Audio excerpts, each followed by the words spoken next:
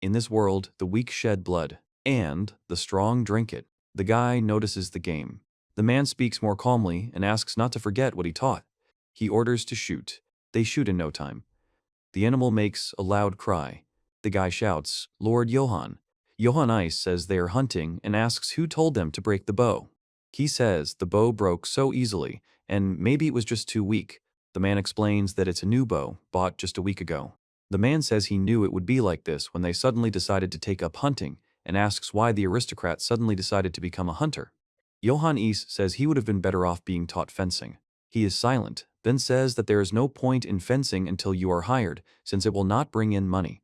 Johann says that this is nonsense, and suggests that they move on quickly. He says he needs money to just survive. Johann Ice reveals that his real name is Kim Johann, and that he died in a freak accident and was reincarnated into this world. He says that being born a nobleman is great, but now he's the lowest in the family, with no prospect of inheritance or title. He explains that if he isn't drawn into his brother's power struggles and thrown out of the house naked, that would be a blessing. Johann Ice continues his story, and the man asks Johann to wait a minute. He notices something and says that it is there. Wolves cry out when an arrow hits a tree. A man shoots an arrow from a bow. Johann Ice reveals that this is the world he was reborn into. This world is too realistic and belongs to the Middle Ages. The man says it's tough and that even after death there is no peace. Johann Ice says it's a man lying on the ground.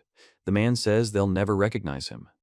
He says one thing is certain and explains that the weak here are just food for the strong. Johann Ice says that as expected, he himself will not become king in this era. He says he needs money. Johann Ice says that as soon as he entered this world, he believed he gained some kind of cheating superpower, but his status window never appeared, and he doesn't understand why. He then reports that when he realized there was nothing like that, he had to change his target. He needs money.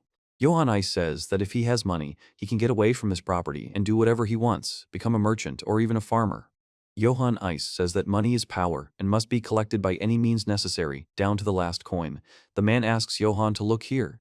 The man says that this is exactly the herb he was talking about, the devil's herb, and explains that it is a valuable medicinal plant that is excellent at stopping bleeding and invigorating.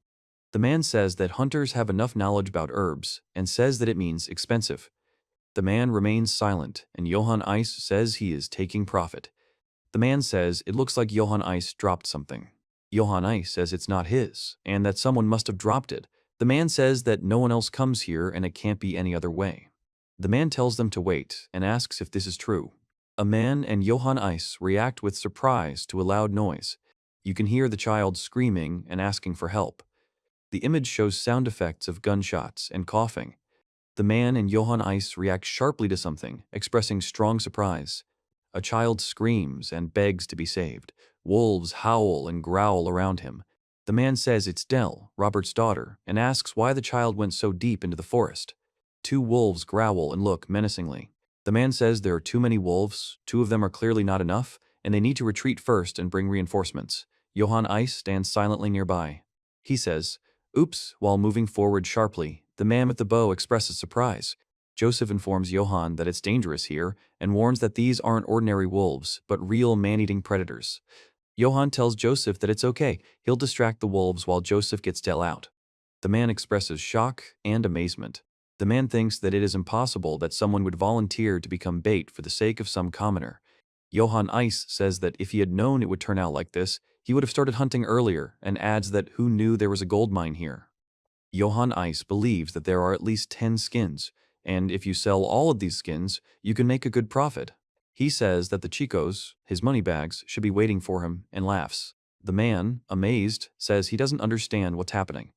Johann Ice shouts, raising his sword and jumping. He says the enemy's fencing technique is poor. 2 wolves with glowing eyes jump and growl. The sound of splashing can be heard on the water. The wolf lets out a loud roar and lunges at Johann Ice with its jaws open. Johann Ice reacts with surprise. The wolf bites Johann Ice's sword, making a loud slashing sound. Johann Ice is screaming, "What the hell?" Johann Ice reacts with fear to the sudden attack of a wolf that opens its mouth right in front of him. The wolf bites Johann on the neck. Blood spurts from the wound, and Johann himself falls back. The man screams in horror and says that he will die. Someone is calling loudly for Mr. Johann. It is reported that at the same time in the Eitz estate in the village of Baltroden, The Eitz House cortege is driving around the estate. A man trembles with fear while standing among a group of people. The man and the boy are shaking. Madame Eitz says there's a bad smell in here. Standing nearby is his eldest son, Philip Eitz. Kesson Eitz says it's still dirty and stinking, calling it a goddamn hole in the village. The man informs his father that the puppy Johann is nowhere to be seen and asks whether he should order the soldiers to search for him, as he dared to miss the patrol of the property. The man is indignant. Kesson says that he doesn't care, and why does he need this brainless idiot?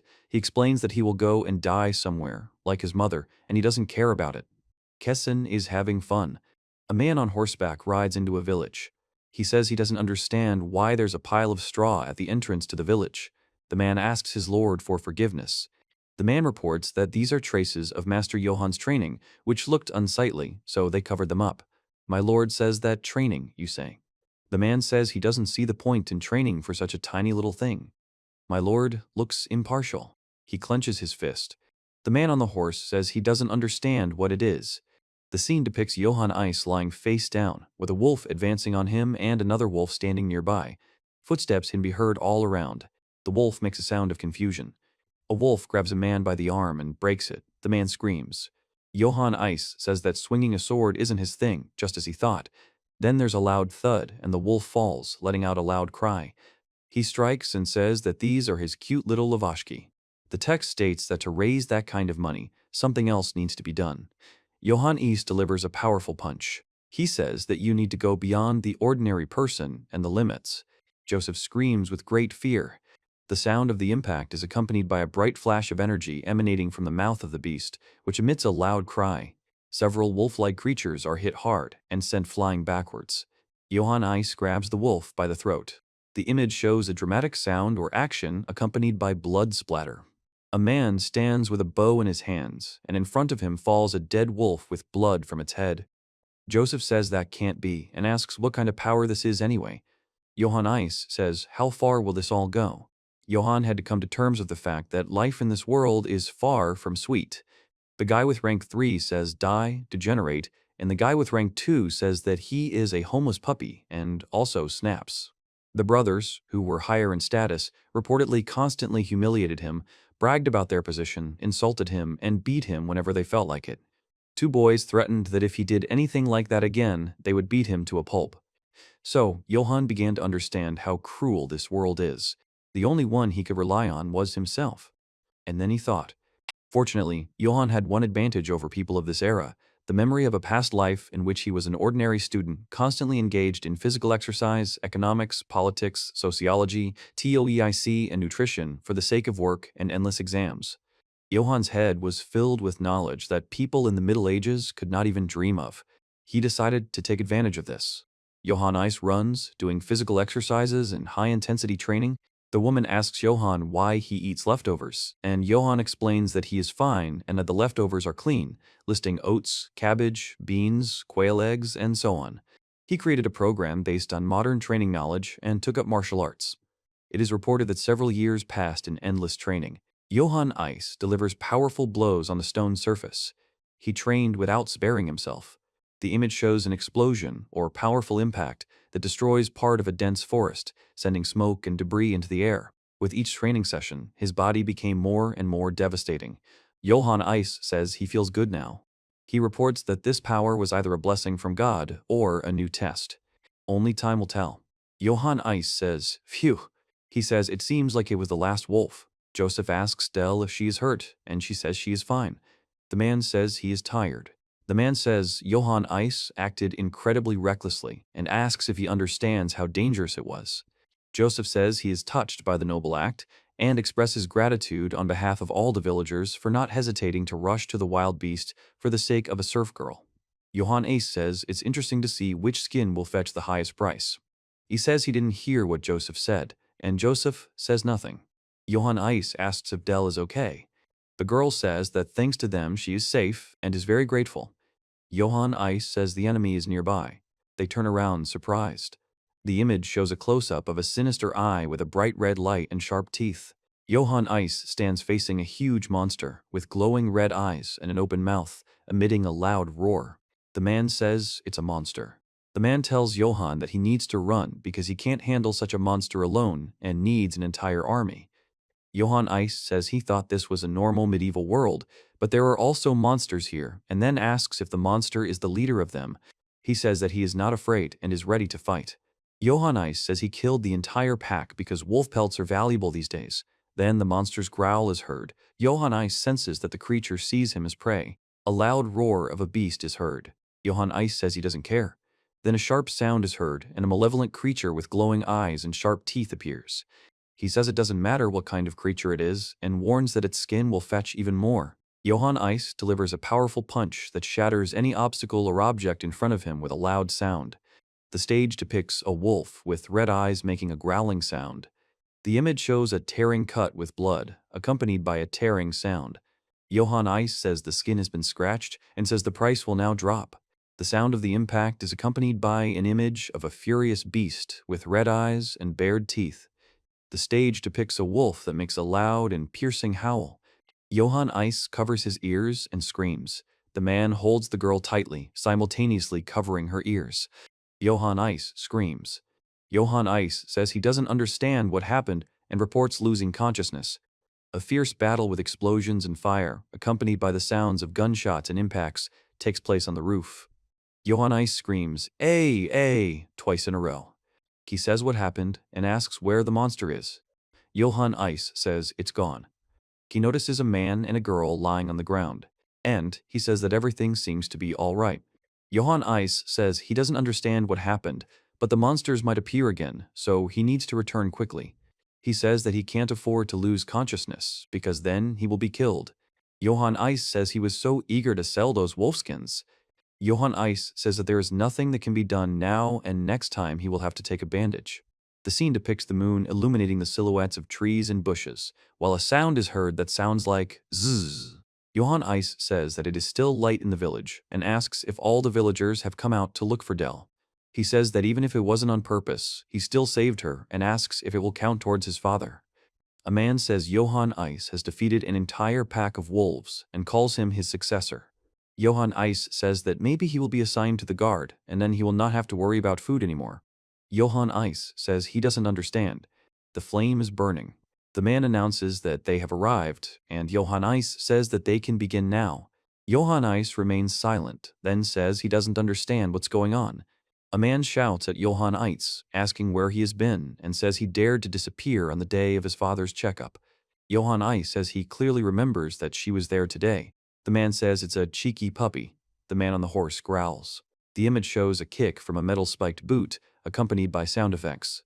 Johann Ice says father. Johann Ice says he had urgent business today, and father orders him to remain silent. The man screams at him, how dare he ignore him, and says he will smash Johann Ice's insolent head in. The torch is burning brighter and brighter. The man shouts, calls for Johann Ice, and says that he doesn't understand where he was, scolds him for daring to be absent on the day of his father's inspection. Johann Ice says he has completely forgotten about her and understands that he is finished. The man says he's a worthless bastard. The man on the horse pounds his fist on his chest. The man stomps hard on the ground, causing a powerful impact. The guy says father. The man says he had reasons for being absent, after which the man orders him to shut up. The man says how dare you ignore him and says he's going to smash Johann Ice's smug head in. Johann Ice says he barely survived, and now he has to deal with this shit, and that he somehow dealt with these wolves. He adds that life is hard. He says no. Johann Ice says he can use it. He says that he didn't miss the inspection on purpose and was late because he was rescuing a child in the forest.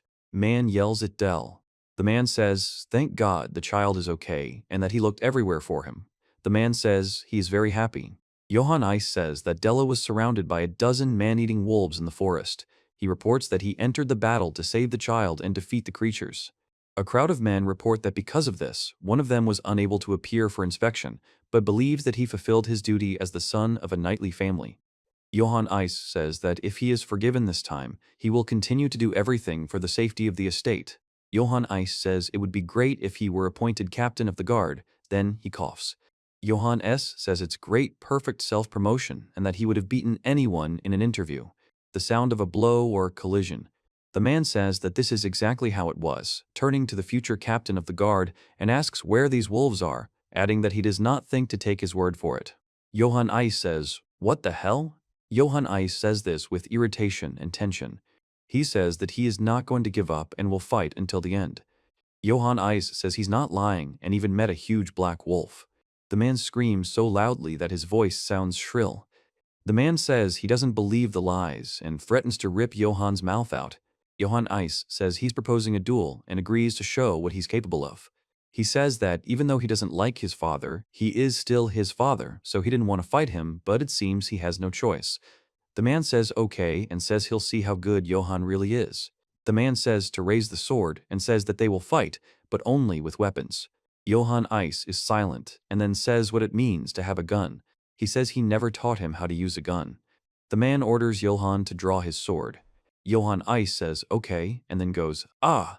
The man swears and asks Philip to lend his item to someone, and Philip agrees. The guy says it's too late to ask for forgiveness and this is the only way to get out of here alive, and gives him a knife. He says there is no need to ask for forgiveness because he did nothing at all. Johann Ice tells the man to move. A man makes a sound of displeasure. Johann Ice says that it's actually even better this way, because if he shows everyone how strong he is, even his opponent will be forced to acknowledge him. He says he will prove his worth, then shouts. The man says that this is the devil, and what a monstrous aura. The bloody battle begins. Johann Ice delivers a powerful kick to his opponent. He makes a sound of pain when an arrow hits his face, after which arrows continue to hit his body. The man stomps on the ground. The man says that Johann is a parasite. Then the man raises an axe and shouts that he is a parasite.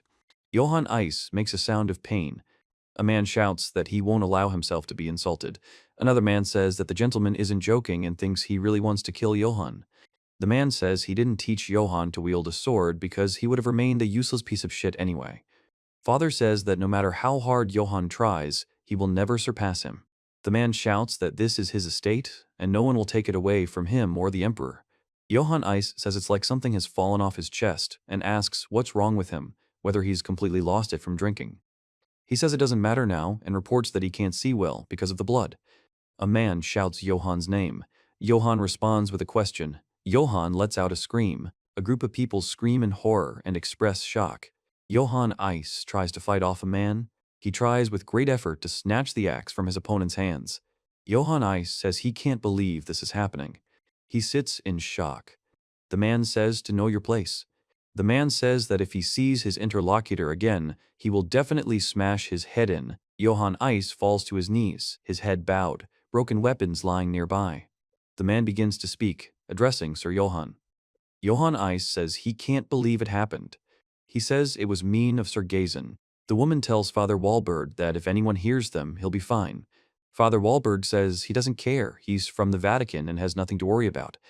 The man says that a knight should have honor and asks how he could do this to his own son. Johann Ice says he's okay, and the other man says at least he's alive. He says it was just funny, he was in full armor and completely lost his mind from drinking. The man laughs. Johann Ice says he can't die because he has a purpose for which he must live. He says that this seems to be the reality. He never learned fencing, but he didn't think he was that weak. The man says that Sir Gezen has been through many battles, inherited family techniques, and has a lot of experience, so it is logical that Johann Ice lost. A man reports hearing Sir Brits of a neighboring estate single-handedly cut down 300 serfs. He says it's incredible, and repeats that one. Johann Ice says that technique is everything. He thought that since he dealt with a huge black wolf, he would easily overcome his drunken father. The man tells Johann that he actually saw a black wolf in the forest and asks if it is true. The guy says yes, Joseph and Dell saw him too. The man talks about God, and Johann Ice asks why this is happening and what is wrong with this wolf. Johann says that black wolves have existed for a long time. The man reports that they were considered a bad omen, and priests call them harbingers of death. The man says that, according to ancient legends, black wolves bring death and blood. Johann Ice remains silent. He says he doesn't believe it, but perhaps the black wolf was a foreshadowing of his duel with his father. The man says it's possible. The man tells them not to worry and explains that stories about black wolves are just old tales. The man says that perhaps God himself is helping because the interlocutor is a good person. Johann Ice says he puts others before himself, then asks a question. The voice says it wants money and wonders if it is him. Meanwhile, next to the Eitz estate, there is reportedly the barony of Brits. The guy is screaming that he needs help. The man shouts Kaya Yak and A. He asks to forgive and spare him. A woman screams, and a boy asks for help. A man and a child scream in horror. The image shows a sudden splash of blood against a black background, with large red sounds conveying a scream or yell. The image shows a hand lying on the ground, stained with dirt or blood. The sound effect reproduces the sound of a fall or impact. There is no spoken text or characters on the scene. One man asks why they are even trying to escape, and another man says that they won't survive anyway. The man says that whatever the case, it is indeed cruel. A man says to kill everyone in the estate and burn the bodies, and another man says, what difference does it make? The man says they just do their job and get gold for it.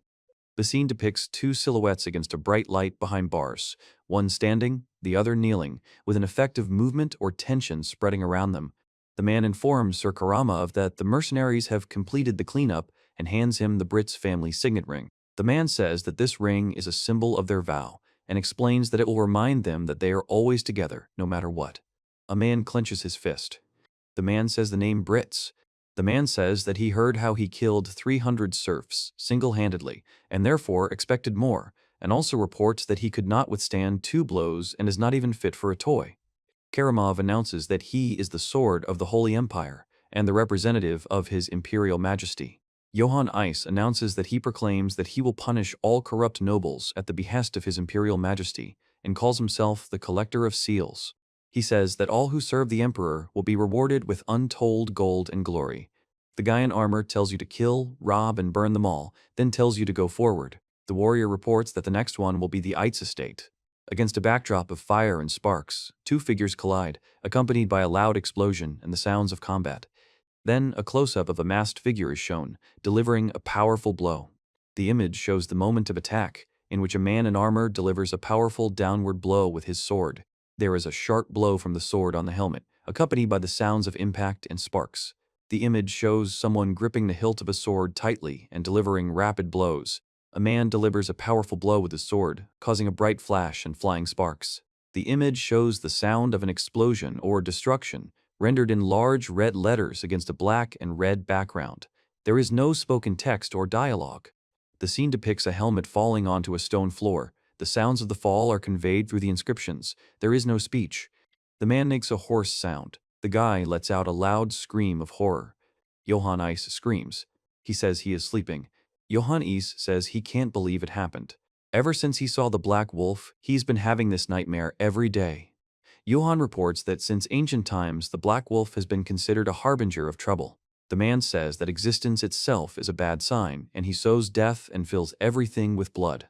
Johann Eis says priests even nicknamed it the Death Banner. He says that superstitions are bullshit, and the priest was just retelling an old legend. But he laughs and explains that he didn't do anything bad to that wolf. Johann Eis says he didn't expect it to be that easy. The guy says, yeah, then tells him that he did throw a rock at him and it was a huge rock.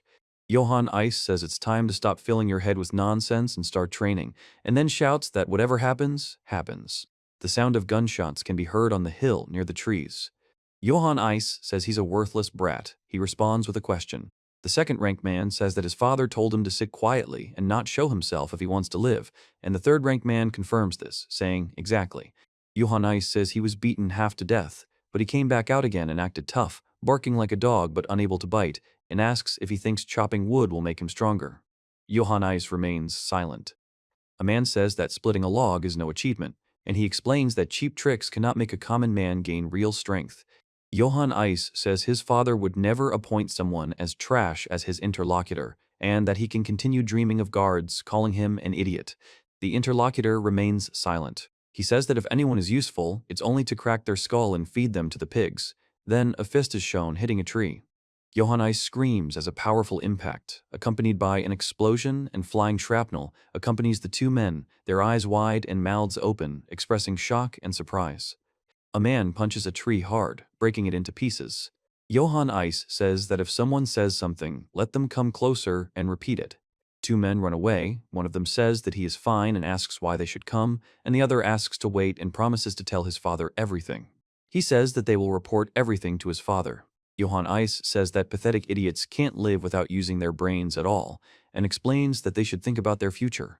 because how can they not worry about how they will live? He says there is no point in worrying about others, and it is time to get back to training. Johann Ice says they told the truth. The man says that his father is not going to give Johann Ice any position. Then he tells Philip. Johann Ice says he thought so, but considering he didn't kill him, it could have been worse. He asks if he's disappointed. The man replies that what is, and he'll have to find another way to make a living. The man says that your father is afraid of you. The man is silent. Johann says that he is certainly strong, and this strength poses a threat to him. The man says that his father wants to see obedient children like him, but the interlocutor is different and insists on living by his own principles.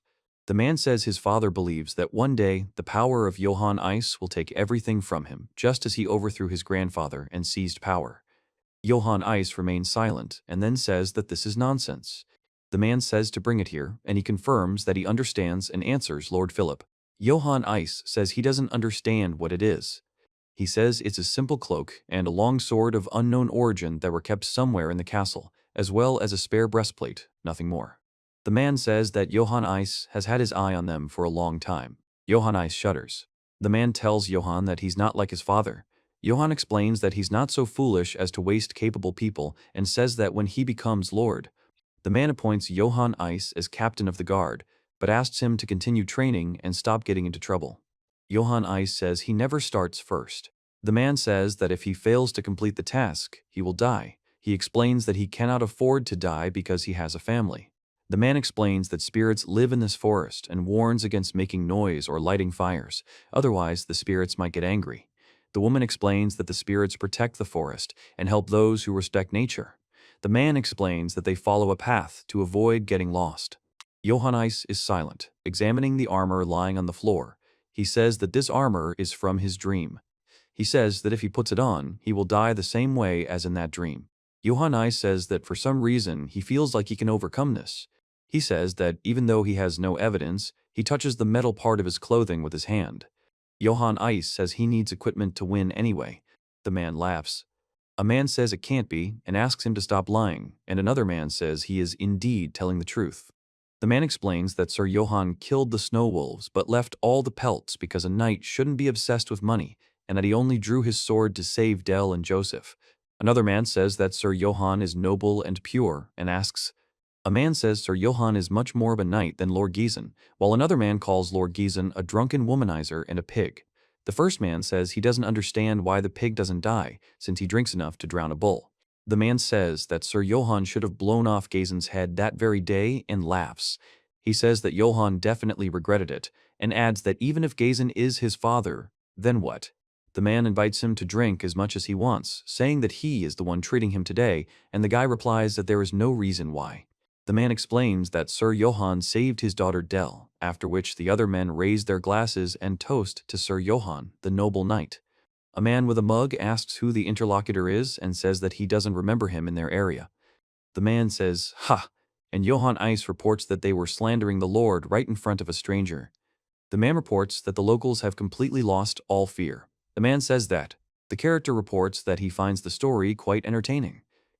The man tells him to tell more. The man and the boy look scared. Johann Ice is reported. Johann Ice says he's He asks if Philip will appoint him captain of the guard when he becomes lord, and informs him that his golden path is finally open, adding that he did not think he could be relied upon. Johann Ice says he's thought about it. He says that he is definitely a drunkard and cannot just pass by a drunken citizen because he is the future captain of the guard. Johann Ice says that if a man sleeps here, he'll catch a cold, and asks where his home is so he can see him out. The man remains silent. He says he hears a sound and reports feeling a cold wind. Johann Ice turns his head sharply, holding a knife in his hand. His gaze suddenly widens in surprise. He says, "What's going on and what the hell?" Johann Ice makes a sound of pain. He asks who it is and assumes that it is an assassin sent by Giesen, but immediately explains that if it were Giesen, he would have come to kill him personally. Johann Ice says it's not Madame and that Philippe wouldn't do something like that. Then he asks, "Then it's Madame." The man says he can't guess who hired him.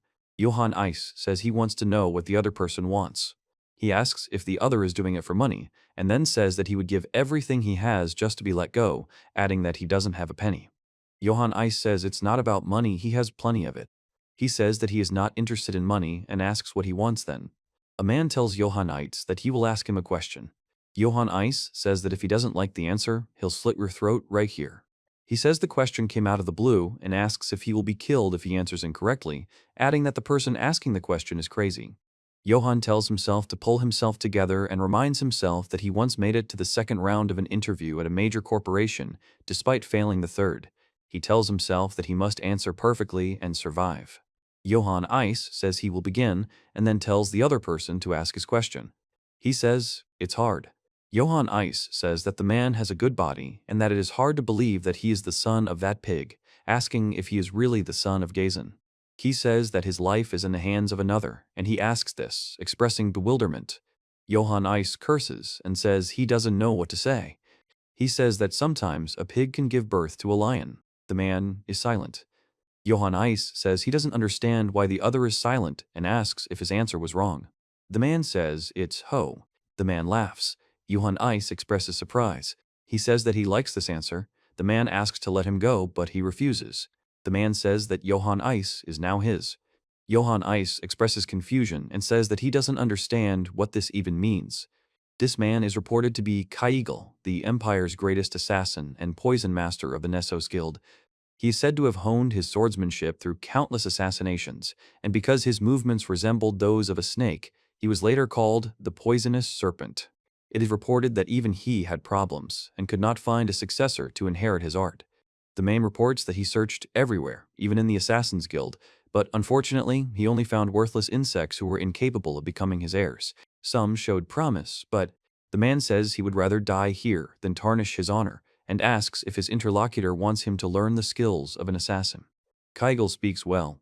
The text states that more than 30 heirs of knightly families died at the hands of Kaigel. Kaigel visited the Witch of the Empire, losing patience in the search for a successor and choosing death in the name of honor. A quiet laugh is heard. Johann Eitz reports that the poisonous serpent Kaigel grants everyone a peaceful death. The man reveals that the apprentice he seeks is at Castle Eitz in a small, forgotten rural area, and explains that he is one of the sons of that lustful, drunken lord. The hooded man says that Castle Eitz is a backwater and asks if the other man claims his successor is there. Johann Eitz says that 1 gold coin could buy half of that land. The man laughs and says that if his prophecy is not liked, he'll return the money. A man says he doesn't know what curse he'll receive if he steals a coin from a witch. He then says he'll believe the other person. Kazgal wanted to believe her. He had spent too many years searching for a successor, and he had no time left. Johann Eitz reports that even when he set foot on the lands of the ice, doubts did not leave him.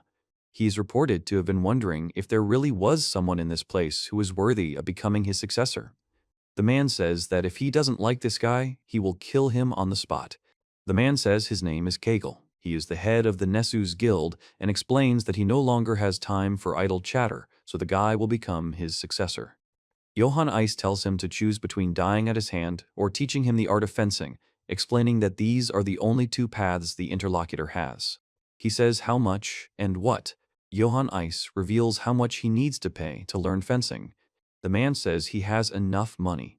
Johann Eitz says a guild leader with incredible skills will personally teach him swordsmanship for free, calling it a real jackpot. He tells the master that he has been waiting his whole life for someone like him and asks why it took him so long. The man remains silent, then reveals that his fencing is the art of a killer. The snake informs that the study itself will be branded with shame and become a stain on the reputation of any knightly family. Johann Eitz says that he may be despised all his life, but he doesn't care about honor or shame. He asks to be taught and begs for it. The man says okay and reports that this is the first time he has had a guy like that.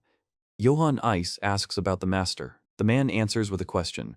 He says that they mentioned a lot of money and asks if he will be given pocket money if he studies well, adding that at his age, money is very necessary. The man says he can't wait any longer and asks Johann Eitz to help him. Johann Eitz explains that he will do everything he can to help. The inscription states that the scene takes place at Eitz Castle. A man on horseback and 2 hooded men emerge from the castle gates, followed by a woman and a man. The man says that the examination is over and he will be leaving for a while, and the woman wishes her a safe journey. The man says he'll take care of the lock. The girl remains silent. The woman tells him that if he doesn't want her to talk about his past, he must comply with her demands, otherwise she will reveal everything. The man explains that he's not afraid of threats and is prepared to face any consequences. The woman says, and says that no matter how hard the interlocutor tries, this castle will be hers. Philip Eitz says this is nonsense and that he will be the next lord of the castle. The man says he's sick of both of them and that they fight all day long, and then tells them to do whatever they want. The man tells his father that Johann hasn't returned yet and asks what they will do. A man screams. The man stares ahead tensely. A glowing symbol appears. The man says not to waste his time on this brat and that the death of this weakling does not bother him. The woman watches silently. The man says he understands and asks his father for forgiveness. The man speaks to Johann, asking where he is and what he is doing right now. Meanwhile, in the forest near the Eitz castle, Johann Eis says that he must test what his interlocutor is capable of. He says that he often breaks swords and asks if he can borrow a sword. The man says to take the staff. The guy thanks. He breaks swords. This guy is really reckless, and there is not a single thing about him that I like. The man suggests they just finish him off now and asks if Johann Eis is ready. Johann Eis replies that he is. He remains silent, not saying a word. The man says that he is indeed the son of a knightly family and asks what kind of stand this is, then says that this one will have to be killed too. Johann Eis asks if fencing is required or if he can fight however he wants. Another man says to do it his way. He says you can use fists, rocks, blades, or whatever, it doesn't matter, and then he says then. Johann Eis shouts his name while simultaneously grabbing the sword with his hand. The image shows a powerful explosion with a bright flash and sound effects. The image contains no text or speech, only a man with an expression of horror or shock on his face, surrounded by flying shards of glass. At that moment, Kegel realized, it is reported that all his doubts were in vain. The man says that this boy, Johann Eis, says he is monstrously strong. The image shows debris flying against the backdrop of a night sky with a full moon. Johann Eis delivers a powerful punch, stunning the bearded man with the force of air pressure. The man is amazed that a single punch can create so much air pressure. The man says that if he hits him, he won't have any bones left and his muscles will be torn. Johann Eis says he's not fighting a man, but a lion. It delivers a powerful blow, making a loud sound. The man screams, then announces that, however, Johann Eis quickly slashes with his sword, deflecting the attack of the enemy, who summons a snake to attack. He says he doesn't understand the movements and asks where the opponent is aiming, noting that the movements are up, down, up, down. Then the moment of impact is shown, where he delivers a powerful blow to the opponent. A man falls to the ground screaming as a cloaked figure stands next to him holding a weapon. A man makes sounds of pain while another man remains silent. The man says he beat Plashmia, but he didn't even lose consciousness and calls it funny. Johann Eis says that if he had been born 1,000 years earlier, he would have been called a legendary hero. He says thank you to the teacher, and the teacher says, however, the character reports that the interlocutor has a critical weakness, and at this rate, he, Johann Eis, says he will die no matter what he does. The woman asks, excuse me, if he will die, and he explains that he doesn't understand what she means.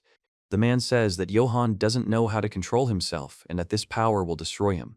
Johann Eis says he's not stupid enough to attack himself and asks not to exaggerate. The man suddenly pulls the daggers from their sheaths. The man says that since the interlocutor is so confident, let him attack again. The man says that if his sword is broken and not his own, Johann Eis says he'll give you gold. Johann Eis reacts with shining eyes. He strikes with the sword. The man tells to keep his promise. Johann Eis strikes the cloaked man with his sword, causing a powerful clash. He screams in pain when hit. A man runs quickly across a broken floor. Johann Eis says that. He says it's crap and explains that it's just like when he fought with his dad. The man says he can see now, and Johann Eis says he lost to his own power. He says to learn to control the power, otherwise he will become a dead man. Johann Eis says he's being asked if he intentionally deflected the shard toward his interlocutor. A man with a beard and a bandage on his forehead says it's an easy task for a swordsman. He says that he understands, he needs to learn to control himself, and if he learns, he won't die, because he is the future captain of the Ice Guard. Johann Eis says that if you learn to harness your power, you can do this too. He sharply blocks the kick aimed at him. The man makes a sharp sound. Johann Eis says in horror that he cut through the armor with just a scabbard. The man says that if you can control your strength, you can cut anything, even if you don't have a sword in your hands. The man says that when you truly master your power, he's even afraid to imagine how strong you will become. Johann Eis jerks back sharply, reacting to the sudden movement. The man says that's enough, and he can start training. He warns that it will be hard and that you could even die. A man asks if his interlocutor is ready. Johann Eis says, yes, teacher. The image contains no text or character speech. It shows a view of the castle and the surrounding village. Johann Ice reports that only a few families live in the village, explaining that they all farm and raise livestock. He explains that there are no shops or forges, and that the residents make their own living necessities. He is silent. Johann Ice says he seems to be finally learning to control himself, but it's very difficult. He reports that he's now able to keep his sword from breaking, but wonders when he'll learn proper fencing. He says that there. The man says they are elves. The guy asks who they are and why they are standing there, and the man says that outsiders are not allowed and orders them to leave immediately. Johann Ice says he doesn't understand who they are to tell him what to do. A man says he is who he is. The man states that he's a mercenary, reporting directly to His Imperial Majesty from the Wolves of Akiton. The text below explains that this is the mercenary guild, Wolves of Akiton. Johann Ice says he also wanted a job and calls them mercenaries, asking how they pay, and adds that his dream is to become a captain of the guard. Two men laugh, and one of them says that if the guy also wants to join them, then what they get is nothing compared to the salary of the captain of the guard. They get 2 gold coins for one task. He is surprised and says that 2 gold coins. The armored man explains that looking muscular only makes a guy a bigger target, and that skill is what matters. Johann Ice agrees. He says he has never seen gold coins in his life, states that it is really better than being captain of the guard, and asks if he can change his career. The young man announces that warriors who fail the test will be executed. The man explains that this is necessary to maintain discipline and order. The guy looks at the man in armor who is standing in front of him. Johann Ice says he can't let himself die because he has a dream. There are no speech bubbles in the image. The man suddenly grabs another person's hand. The guy reacts sharply to the many sharp blades aimed at him. Johann Ice says he doesn't understand why he tried to grab the sword. The woman screams that this is very rude and reports that the man dared to reach for the sword in front of Sir Karamov, threatening to behead him on the spot. Johann Ice says everything is fine. The man asks who he is. Johann Ice says he can't take it anymore. He says hello and introduces himself as Johann from the House of Ice. A man puts on a golden mask. A knight of the Holy Karamov Empire's Imperial Guard puts on his helmet. Johann Ice says he put his hand on the sword without even realizing it.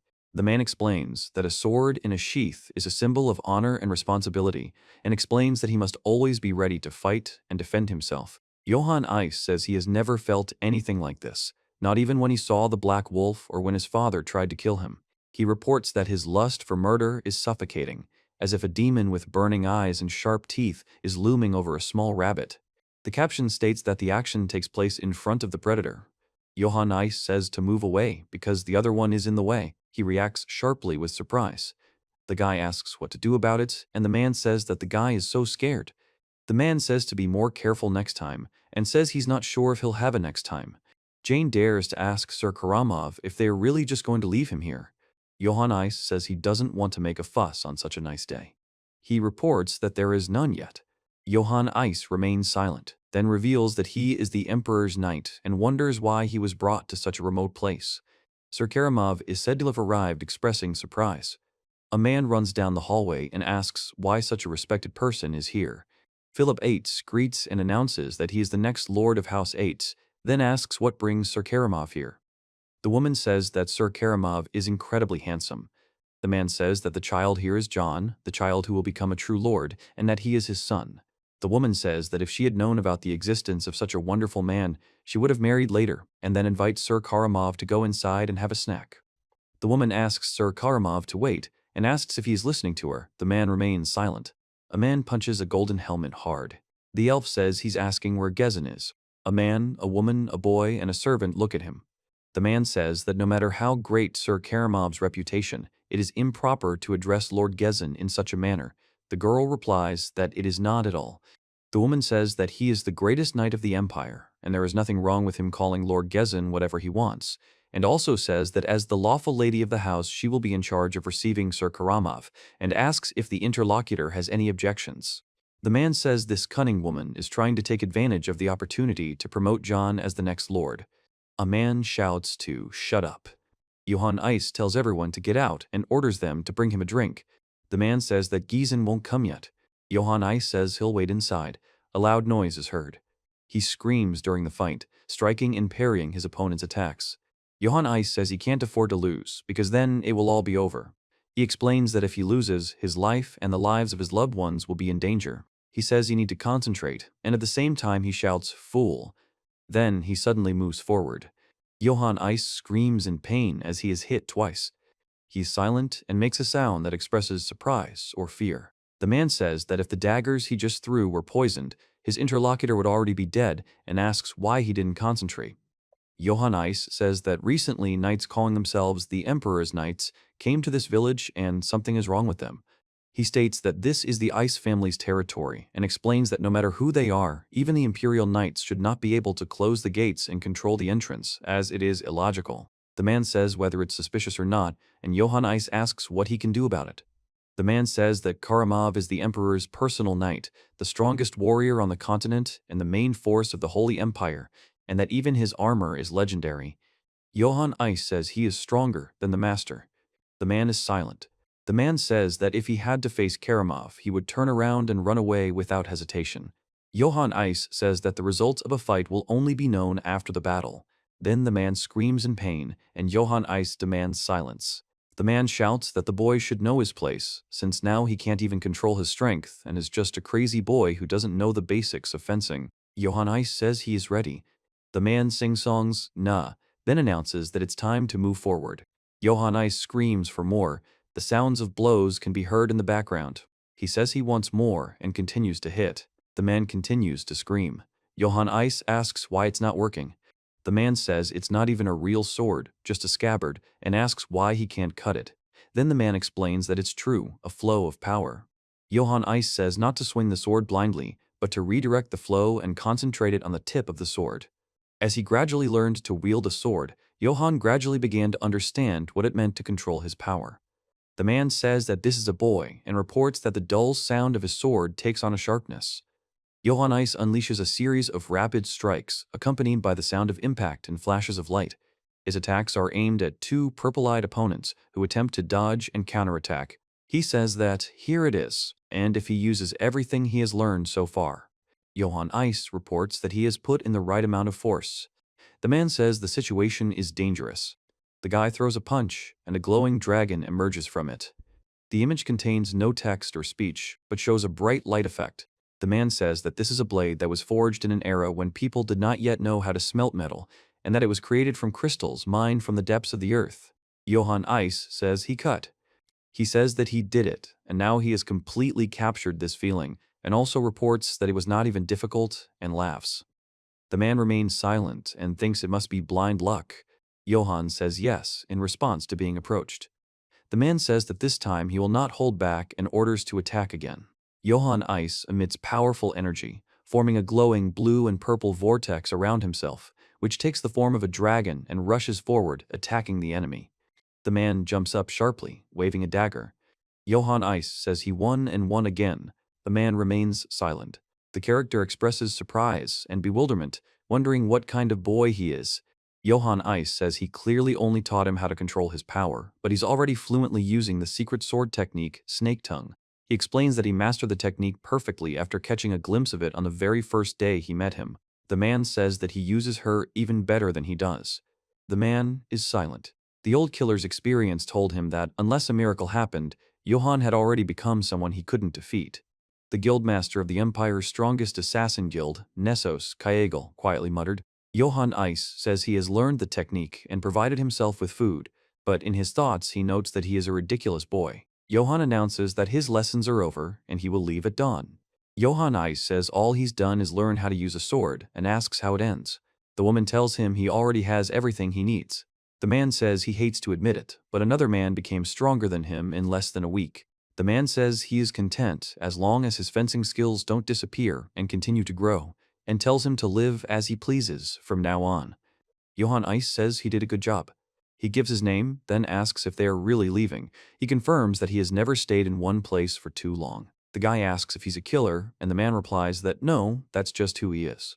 Johann Ice asks the master if he knows anything about ominous omens. The master clarifies whether he's referring to the Black Wolf. Johann Ice confirms. He says he met him recently, and then he dreamed that his head was cut off. He explains that when they first came to him for his head, he thought they were a harbinger. The man says that if he were to kill the person he is talking to, it would be an ominous sign for him, and explains that misfortune does not come in a specific form. Johann Ice says he'll give some advice before he leaves. The man says that first we need to find a weapon that matches the force, and that at least Dana's steel will be needed to withstand the force. He asks what Dana's is. Dana's steel is a metal imbued with magic that exists only as a legendary relic. The men report that the method of creation has been lost and can only be found in ancient ruins. They explain that this is why weapons from Danis are extremely rare, with only a few examples existing in the entire world. Johann Ice says that since it's so rare, it must be expensive. He says that even if he saved his whole life, he couldn't afford it, and in fact, it's impossible to buy with money. He asks why they advise hiding your face when driving because there's a murderer. The man explains that he just wanted to tell him to find a weapon that suits his situation. The man calls Johann Ice a crazy boy and asks why he keeps remembering. The man says that Danis has an unusual color and explains that if you ever see someone wearing Danis armor, even from afar, don't look back, just run. Johann Ice says that if you don't know your limits, you won't live long, and says he'll remember that. He says they are leaving now. The man remains silent. The man says not to fight those who cannot be defeated, and if it is dangerous, run away, and if you have to fight, use any means and kill without delay. Johann Ice says that if you follow this rule, you most likely won't die. He says not to die. Johann Ice says he doesn't intend to kill the enemy, but wants to talk to him. He explains that he doesn't want anyone to get hurt. They say always survive. Johann Ice says he will remember these words, Master. At this moment in the castle of Eitz, a man asks if they like the drink. The man says it tastes like rotten urine and orders it removed. The woman says it was quite an expensive drink and asks if she liked it. Johann Ice says it's a pity and explains that the only alcohol better than this is in Lord Giesen's bedroom. He says they must be tired after their journey and suggests they move to a cozy bedroom instead of staying here. The man remains silent. The woman says that Lord Giesen's bedroom is very comfortable and is confident that her interlocutor will not be disappointed. The woman says that just the two of them could have a wonderful time together. Johann Ice says, get out. The woman informs them that they have little time and greets Sir Karamov, explaining that Lord Giesen will arrive late at night. The man says he's fed up with it all and then says he's going to have some fun. The image shows the sound of an impact with blood splatter and a scream. Johann Ice says the carnage will amuse him. The man says, oh wow. Johann Ice says that if he can't win, he will die, but if he wins, he can save everyone. He says he doesn't understand what it is. The image contains no text or speech, only sound effects. Johann Ice says the castle is on fire. The man asks what happened here and why there is smoke above Ice Castle. A man says the fire looks big and needs to go back immediately, and another man says he doesn't know. The first man makes a sound of irritation. The sound of hooves running quickly on the ground can be heard. A man on horseback shouts loudly. Two guards stand at the closed gates. The soldier on the right says he's as slow as he looks and asks if he's had his fun and returned. The soldier on the left tells the pig lord to get moving. Sir Karamov is reportedly losing his patience. A man stands among numerous fallen bodies and blood on the pavement. The sounds of fighting and falling can be heard all around. The man says this isn't just a murder, but an act of revenge. The man explains that the victims were specifically chosen to send a warning. The man says that now, no one will be able to ignore their demands. The man says this is just the beginning and the consequences will be more serious. The man says he doesn't understand what it is. A man screams. The character in the golden helmet says that Giesen is late. The man says he doesn't understand what's going on and asks what they're doing. The man shouts, asking what the hell they are doing, and swings the axe with force. The man reports that Giesen, who attempted on the life of the emperor and plotted treason, will be punished by order of his majesty, and the Eitz family will be exterminated. The man says it's a purge and warns that they're trying to frame him and execute him. Johann Ice says he won't let that happen and strikes. The man blows the horn and hits it with his sword. Johann Ice says to take the Ice family seal and kill everyone in this area. The man announces that these territories. The man blows his horn, producing a loud sound. The map informs us. In the next panel, a group of warriors fights, uttering battle cries. The sounds of footsteps can be heard against the backdrop of burning houses. The warrior says that the interlocutor is a stupid idiot, and the man on his knees makes a sound like a cough. A man demands to know where his bastard son is, and says he will send another man to the god he loves so much. The man screams for death and stabs Johann Ice with his sword. Johann Ice strikes his opponent with his sword. A man reacts with fear to a sword blow aimed at his head. Johann speaks Mr. Johann, Priest Balberg. Johann Ice says there's madness going on here. The man says he doesn't know the reason, but the Emperor's soldiers suddenly started killing everyone in the village. The man reports that Lord Gezin may already be dead. Johann Ice says that even his father. The man says that this and more. The man reports that they're burning down the village, as if they want to wipe it out completely. Johann Ice says he urgently needs to get to the castle. He says he hears crying. The woman speaks to Mr. Johann, turning to him. Johann walks away. Johann Ice says it's Dell. The girl is crying and sobbing. He says thank God she's safe and tells her it's dangerous here so they need to go quickly. Then he reacts sharply to something. The girl tells Mr. Johann that her dad. Johann Ice stands and breathes heavily, beads of sweat running down his face. The man says he can't believe what happened and doesn't understand why it happened.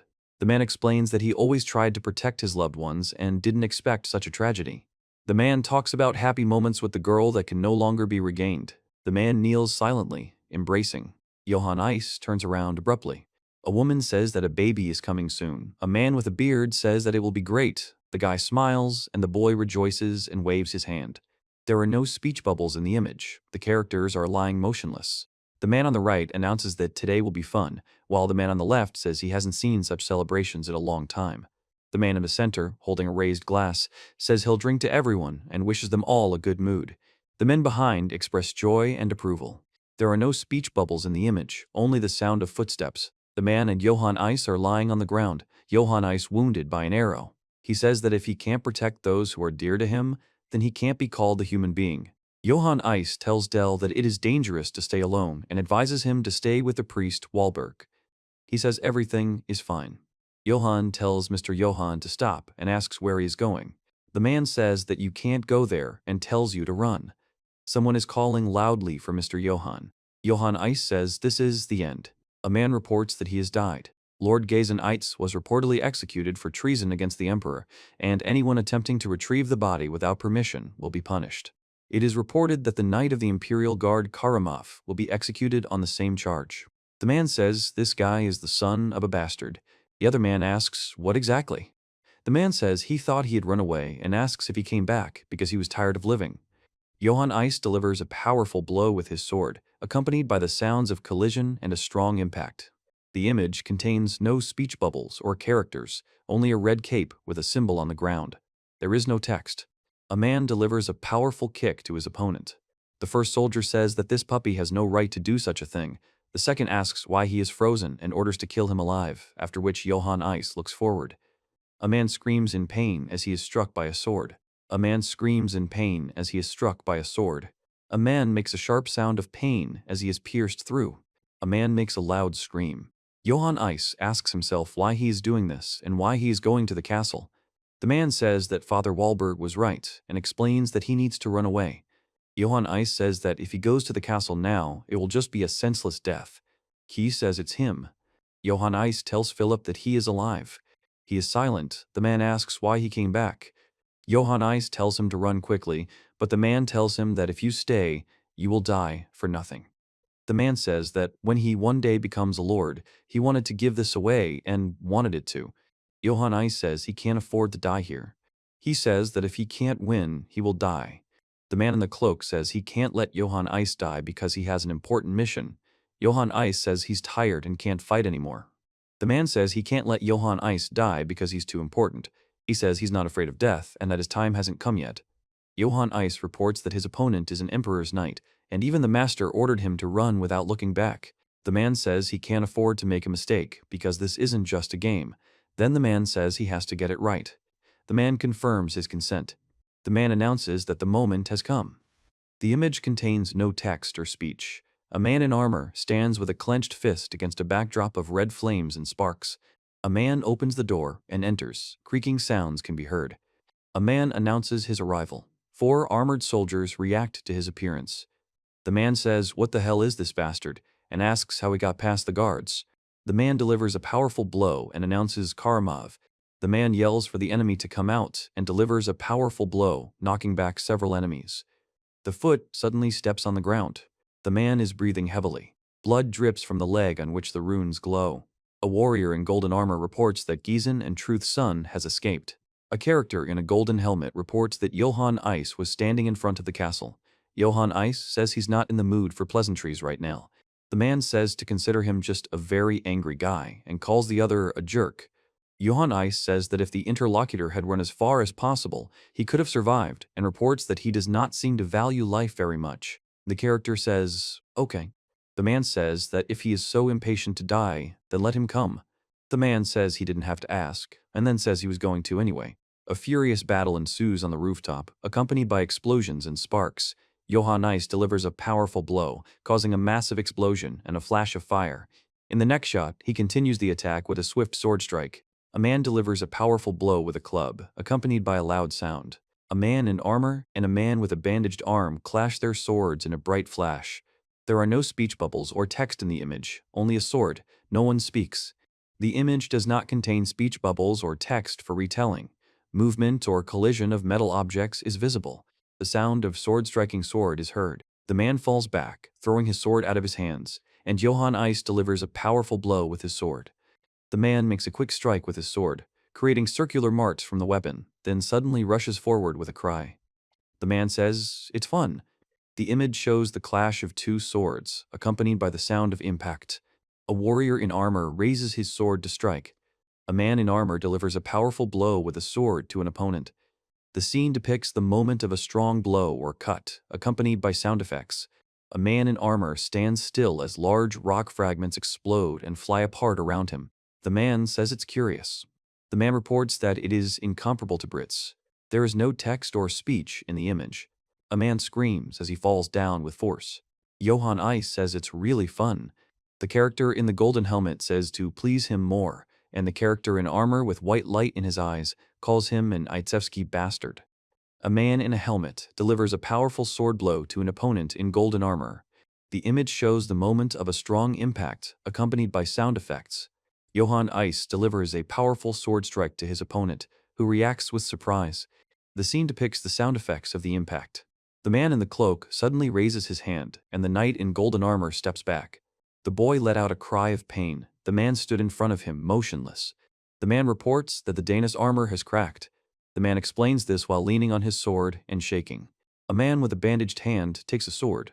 The man says that a person cannot harm Danis, it is simply impossible, and asks what the true nature of this boy is.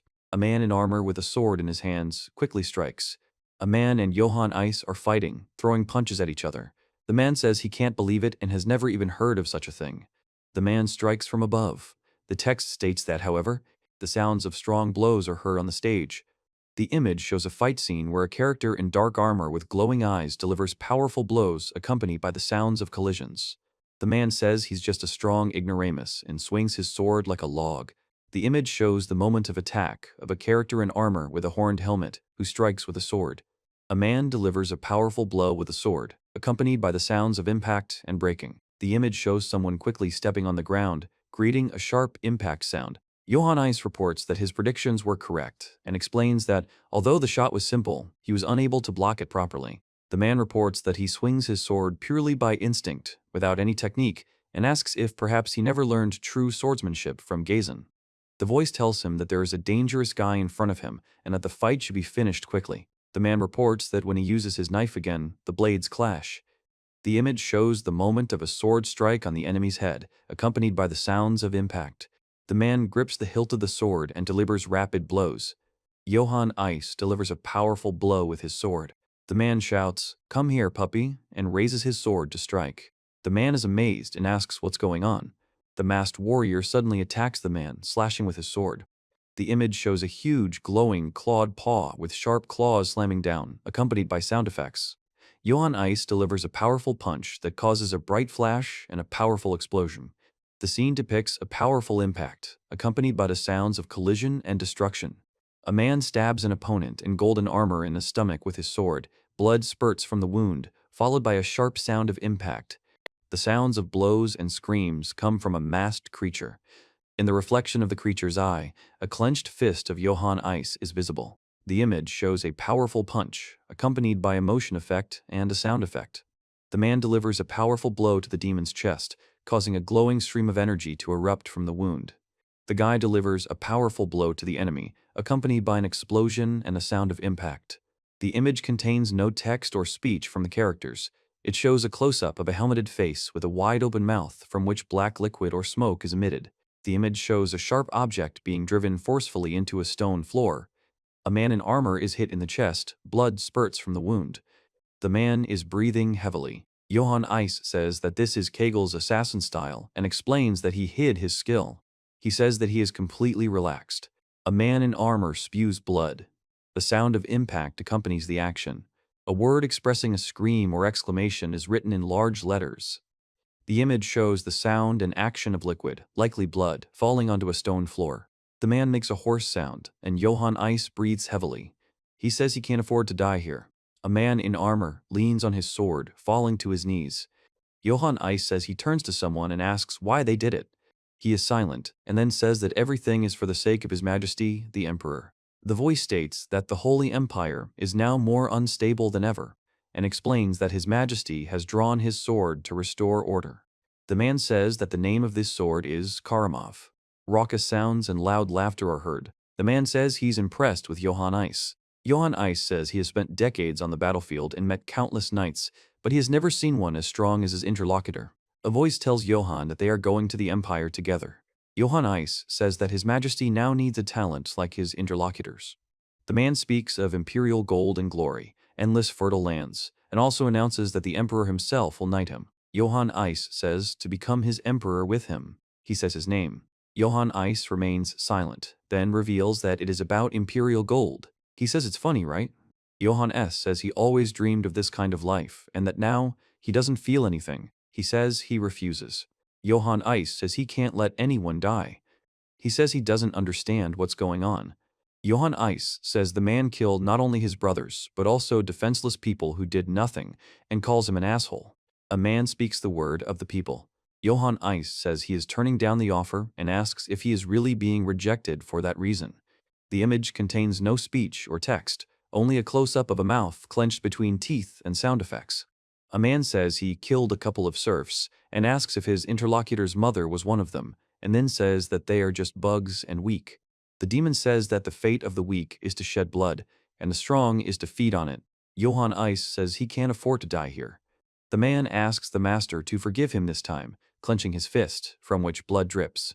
Johann Ice says he won't run away, then delivers a powerful blow. The man makes a loud sound, accompanied by a strong blow and a spurt of blood. A man delivers a powerful punch. Johann Ice says it's for the Emperor. He then delivers a powerful blow, followed by a scream and the word bug. It makes an ominous sound and delivers a powerful blow. The man shouts, asking where they got the idea that they are special, and punches hard. A man shouts that people are considered trash. There is no text on the image to paraphrase. The man reports that his hand is shaking. A man with a bloodied hand clenches his fist. A man in a trench coat breathes heavily as he stands over Johann Ice, who lies on the ground and says he's in pain. Johann Ice says he can't afford to die here. He says that if he can't protect those who are dear to him, then he can't be called a human being. The man says there was such a chance, and says the other one should have agreed. The man says that there is no turning back now and calls the Emperor. The man says his life will now be nothing but suffering. Johann Ice says he can't let himself die here because he has a purpose he must fulfill. Points to the side with his finger. The image depicts a scene of a dead body surrounded by fire and smoke. The text states that in this world, death is commonplace. To survive here, Johann Ice says he only thought about money. The sound of the blow is accompanied by an image of a fist wrapped in bandages and covered in blood. The text states that despite this, it is reported that everyone was massacred in their lands and their families and neighbors were killed and burned. Johann Ice announces that he will destroy anyone who stands in his way. He says he can't afford to lose. Johann Ice says he can't afford to die here and now, and that he must survive to see the dawn. Against the night sky, the sounds of the wind can be heard coming through the open arch of the stone fortress. A man hears the sound of a door opening. The man says he will ask again. The elf reports that what the guy said is true. The wounded man says that this is the absolute truth. He is not lying and asks you to believe him. The man says he burst in suddenly and beat all the soldiers half to death, and then Johann Ice reports that he cut off Sir Karamov's head with his bare hands. Johann Ice remains silent. He reports that this was the last time they saw Sir Karamawa and demands to know where his body is if he is not lying. The guy screams that he can't believe such nonsense without proof. The man with the bandage on his head says he doesn't understand it himself, but he saw it all with his own eyes. The man reports that the pursuit squad is ready. Johann Ice says she understands and will be right there. The guy tells to transmit the order to all troops. The man orders to catch up with him and kill him. Elf reports that the target is Johann Ice. The image shows a quick movement of a foot, suddenly striking the ground or breaking something. Sounds accompany this action, conveying the intensity of the impact. The elf says that a dirty traitor to his own country is suspected of murdering Sir Karamjai. Johann Ice carries a wounded man, landing abruptly on the ground. The man shouts to find him and orders to kill him if necessary, but to bring him back at any cost. The man says he won't let them kill Johann Ice, and explains that if they want him, they must go through him. The man on the right, holding a knife, says he's not afraid and intends to kill the man. The man on the left, holding a spear, remains silent, preparing to attack. The man lets out a sharp scream and wheezes, blood spurting from his mouth. The man continues to scream and makes a sharp movement with his hand. The man strikes with a sword. The warrior reports that he is said to be able to tear apart Danusian steel with his bare hands and warns against engaging him alone, explaining that they are hunting a dragon. Johann Ice says to block all the roads in the area and chase him all night until he runs out of steam. One of the men speaks with difficulty, turning to Sir Karamov and asking if he is dead. Johann Ice says they should. The voice orders that the head of this bastard be brought to his majesty. The wounded man tells Johann to listen carefully and explains that his stable is located 500 paces northwest of the hunting grounds, where he needs to go, pick up his warhorse, and ride away. He tells Johann that he must survive at any cost. Johann Ice says that this must be the same stable that Philippe was talking about, and says that he was so tired he thought that this was the end, and he is relieved. He says that he cannot afford to die here and states that he must survive. Johann Ice says he thought hiding Karamov's body would throw them off, but the chase came much faster than he expected. He says that the armor will serve as a shield for him, but he'll have to drag it until it finally breaks off. Johann Ice says he's tired, but suggests they move on. He says he is tired. Johann Ice says this is what Gazen's warhorse is like. He says thank you to his brother. Johann Ice says that with this guy he can at least get some rest in the saddle. He says that we'll see, and that they'll call the interlocutor. The horse makes a sound, then the man says he's glad to meet you. The man says, calling Philip. The man says he saw something flash there and insists it was the flash of Danusian steel, after which he orders every inch of the place to be searched. The guy says the bastard is definitely somewhere nearby. A man reports hearing the sound of hooves, and another man says, "Eh." The sound of horse hooves is heard in the night forest. A man in armor notices the approach. Johann Ice raises his hand sharply, as if preparing for action. The man says it's him, and says he's leaving on horseback. The image contains no speech or text, only sound effects that convey the rapid running of a horse rider along a forest road at night. The man screams for them to knock him down and not let the bastard get away. Several soldiers fire rifles. Johann Ice strikes, breaking through his opponent's defense and hitting him with arrows. The sounds of running footsteps can be heard against the backdrop of a night forest and a full moon. Johann reports that he rode all night long and quickly lost his pursuers. A nighttime forest backdrop depicts bones and skulls, partially hidden in the ground and foliage. A sound effect suggests movement or something falling below. Johann Ice says that should be enough and explains that even though he was a sick bastard, it would be wrong to leave him unburied. He says that, in any case, Johann Ice says his armor really does look expensive. The man grips the hilt of his sword, making a straining sound. The man expresses surprise. Johann Ice says the sword is light but strong, explaining that it is made of Danusian steel. A man with a bandaged hand grabs the hilt of a sword with a purple guard and red symbols. Johann Ice says this is an ancient imperial letter. I am the one who... Johann Ice says the coat of arms is being returned. He says that it is about the return of the family coat of arms, and explains that even the name of the sword is ominous. He considers this sword his natural enemy. Johann Ice says he'll take it with him for now and just bury the armor. He says that carrying them around with him is not an option, but he will definitely come back for them later. The image shows a shovel digging in the forest, accompanied by the sounds of digging. Johann Ice reports that he has completed the burial of the body and equipment. He says that this is enough. Johann Ice reports that Karamov is the Emperor's knight. He says that as soon as they learn of another man's death, the entire empire will begin to hunt for his head, and countless knights loyal to him will also want revenge. The man reports that only suffering awaits him from now on.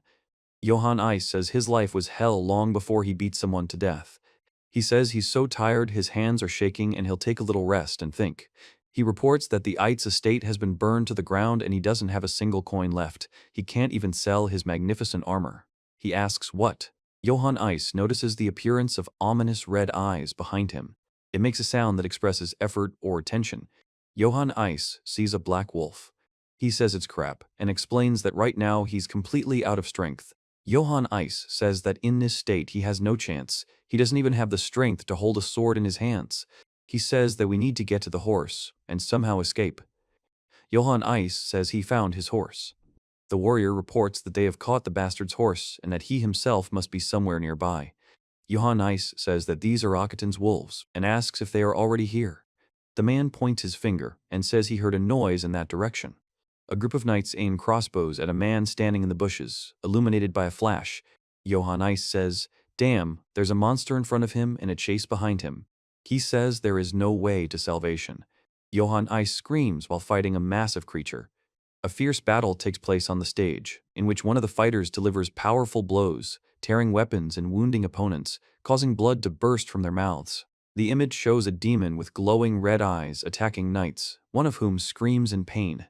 The guy says it's a monster and asks to save it. Johann Ice says he didn't notice it.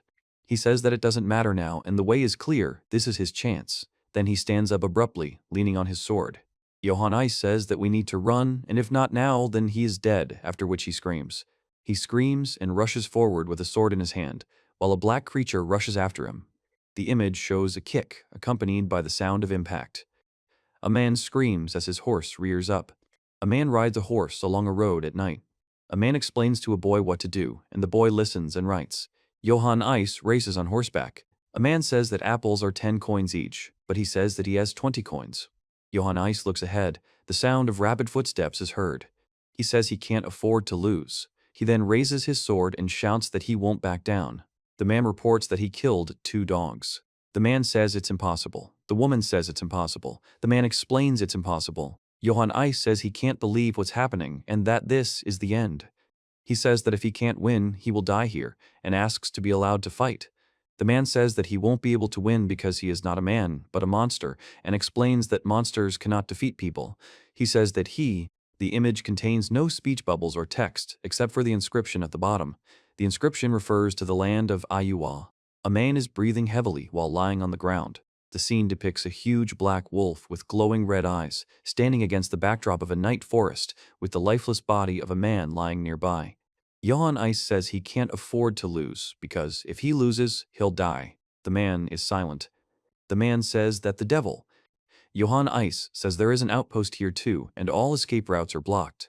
He reports that he was caught, and hasn't really eaten or slept since his escape. Johann Ice says he didn't think Akiten's wolves would chase him for 3 days without a break, and that he's already lost count of how many times he nearly died fighting off these pack beasts. He says he's at his limit, and his hands can't even hold a sword. Johann Ice says that there really is no way out of here, and that these bastards will really grab him and just execute him. On the hill to the right, several people are standing, 2 of them armed with swords and walking towards each other.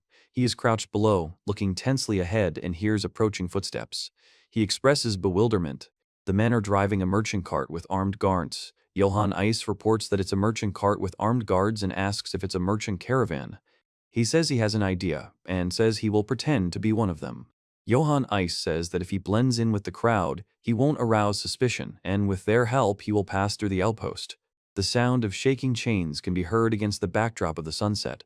An image appears with the emblem of a scale and a paw, followed by a picture of a bearded man. Text identifies the trading company as Katana and the name Eldons. A man approaches Mr. Eldons. Mr. Eldons asks what's wrong. The man explains that something is up ahead. The knight states that this is heavy cavalry, to which the rider replies that he does not understand. The guy tells them to get ready for a fight, and the man with the eye patch asks what exactly, not understanding the situation. Gamson says he doesn't understand why there's so much fuss about one rider when there are 9 of them, and they'll attack and finish him off quickly. Goran tells Gamson to open his eyes and explains that, unlike them, he is in full plate armor and on a warhorse. The man reports that he is also wearing a helmet and cuirass. The man asks the boy if he sees a sword on his belt. Johann Ice says to look at the hilt and explains that the purple glow means the blade is forged from Damascene steel. The man explains that if he strikes, it will cut through their armor like butter, and if he hits them in the forehead, he will kill them. The guy says he will seriously kill them and asks if the man is exaggerating. Another man says there are 9 of them here. The guy says to get the idiot out of his sight because he can't think. A guy yells at a moron to come here. The man says that if he doesn't understand anything, he should just shut up. Lisa tells Goron and Khan to get their men ready and attack if this guy moves, and Goron says he'll find out everything first. The speaker says that as soon as he gives the signal, you need to attack with a spear. The man with the eye patch says yes, sir. The guy next to him looks ahead silently. The woman reports that the horse is frightened and trying to run away. The man explains that the animal needs to be calmed and held tightly.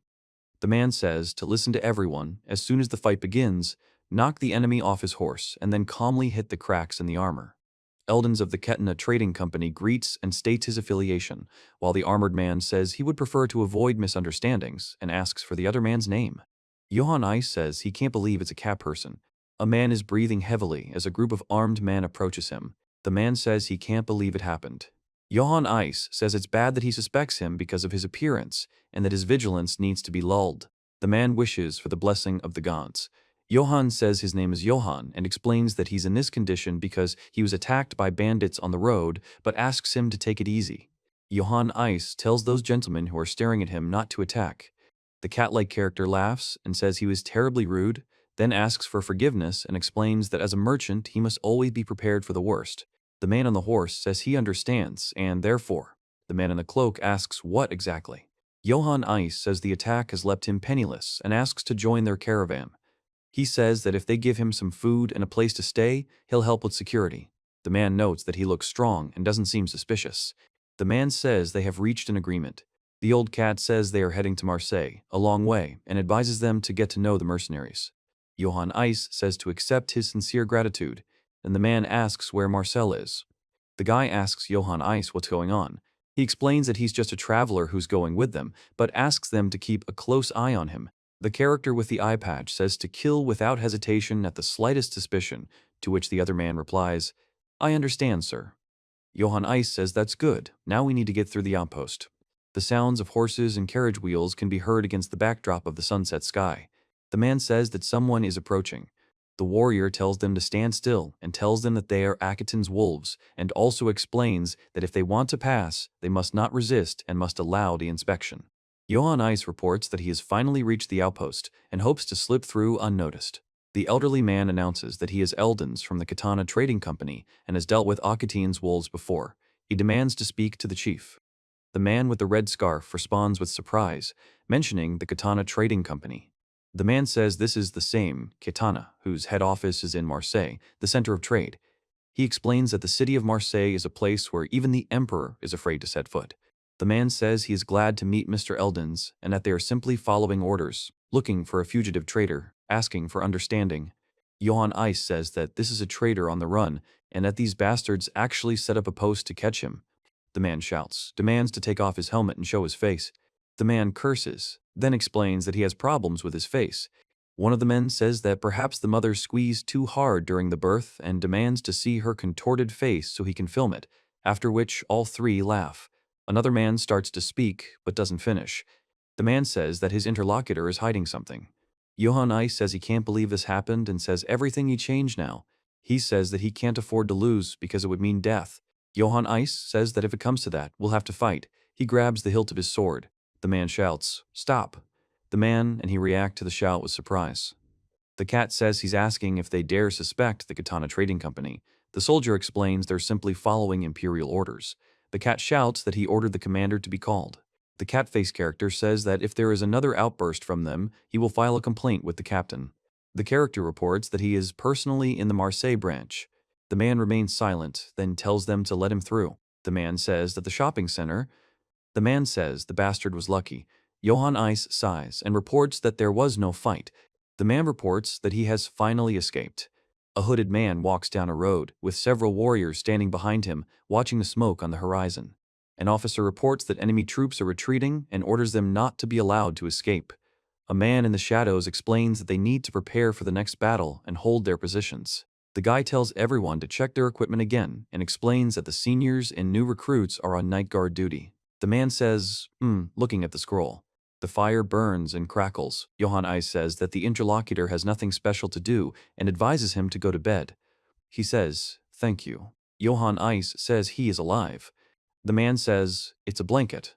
Two men stand with their backs to each other, one of them saying he didn't think falling asleep would be so difficult. Johann Ice lies on the ground, shaking and breathing heavily. He is lying on a rug, hugging a sword. A fire is burning nearby. Johann Ice says it's not the moon, but an explosion. He explains that the explosion occurred in the forest and warns people to be careful.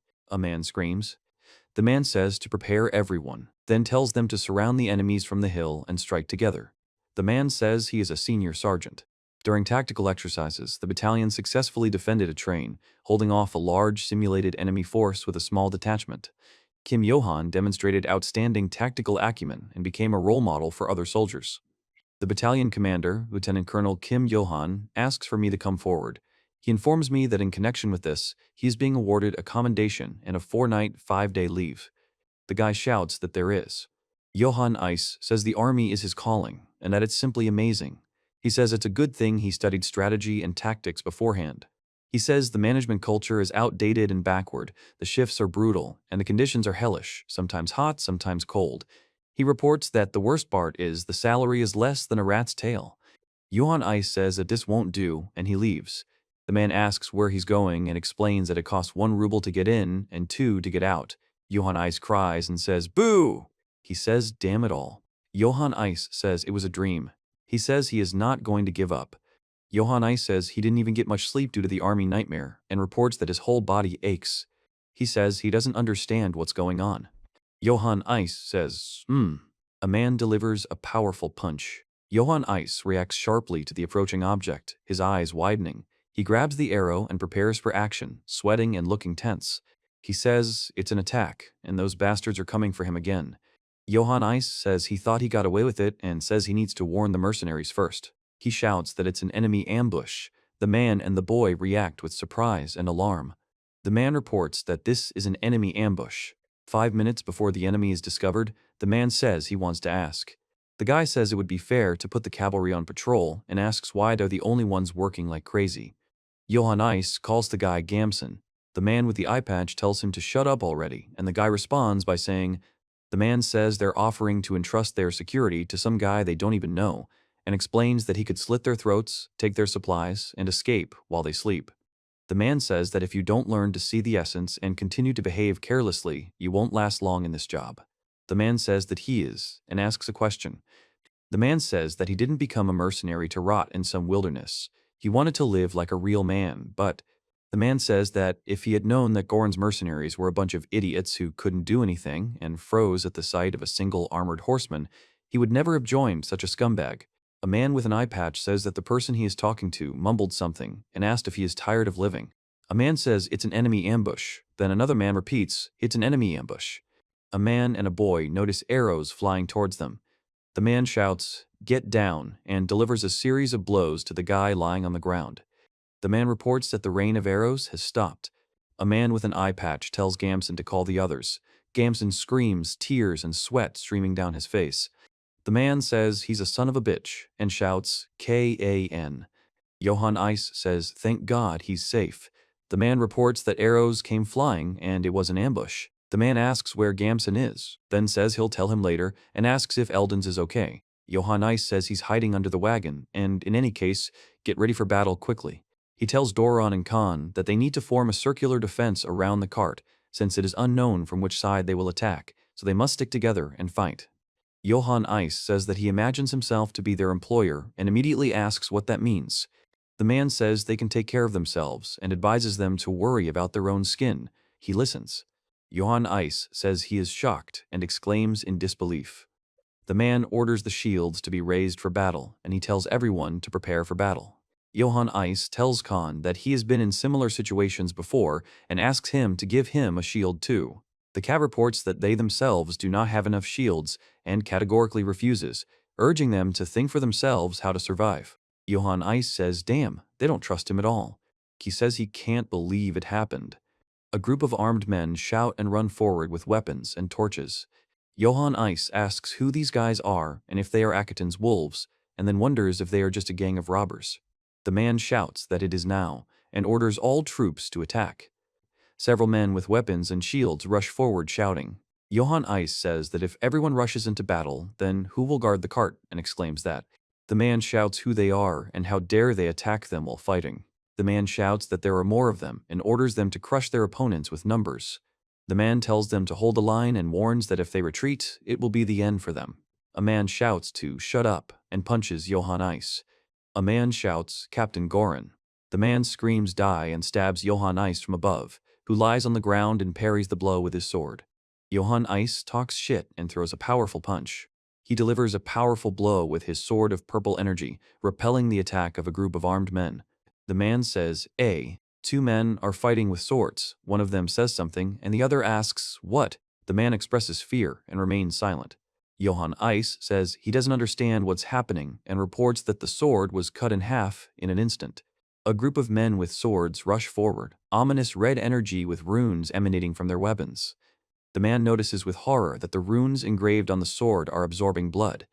Johann Ice says the enemy has a demonic sword, and it's a demonic sword. He explains that the merchant's guards have a demonic sword and asks what he's carrying, and also says they can't be defeated.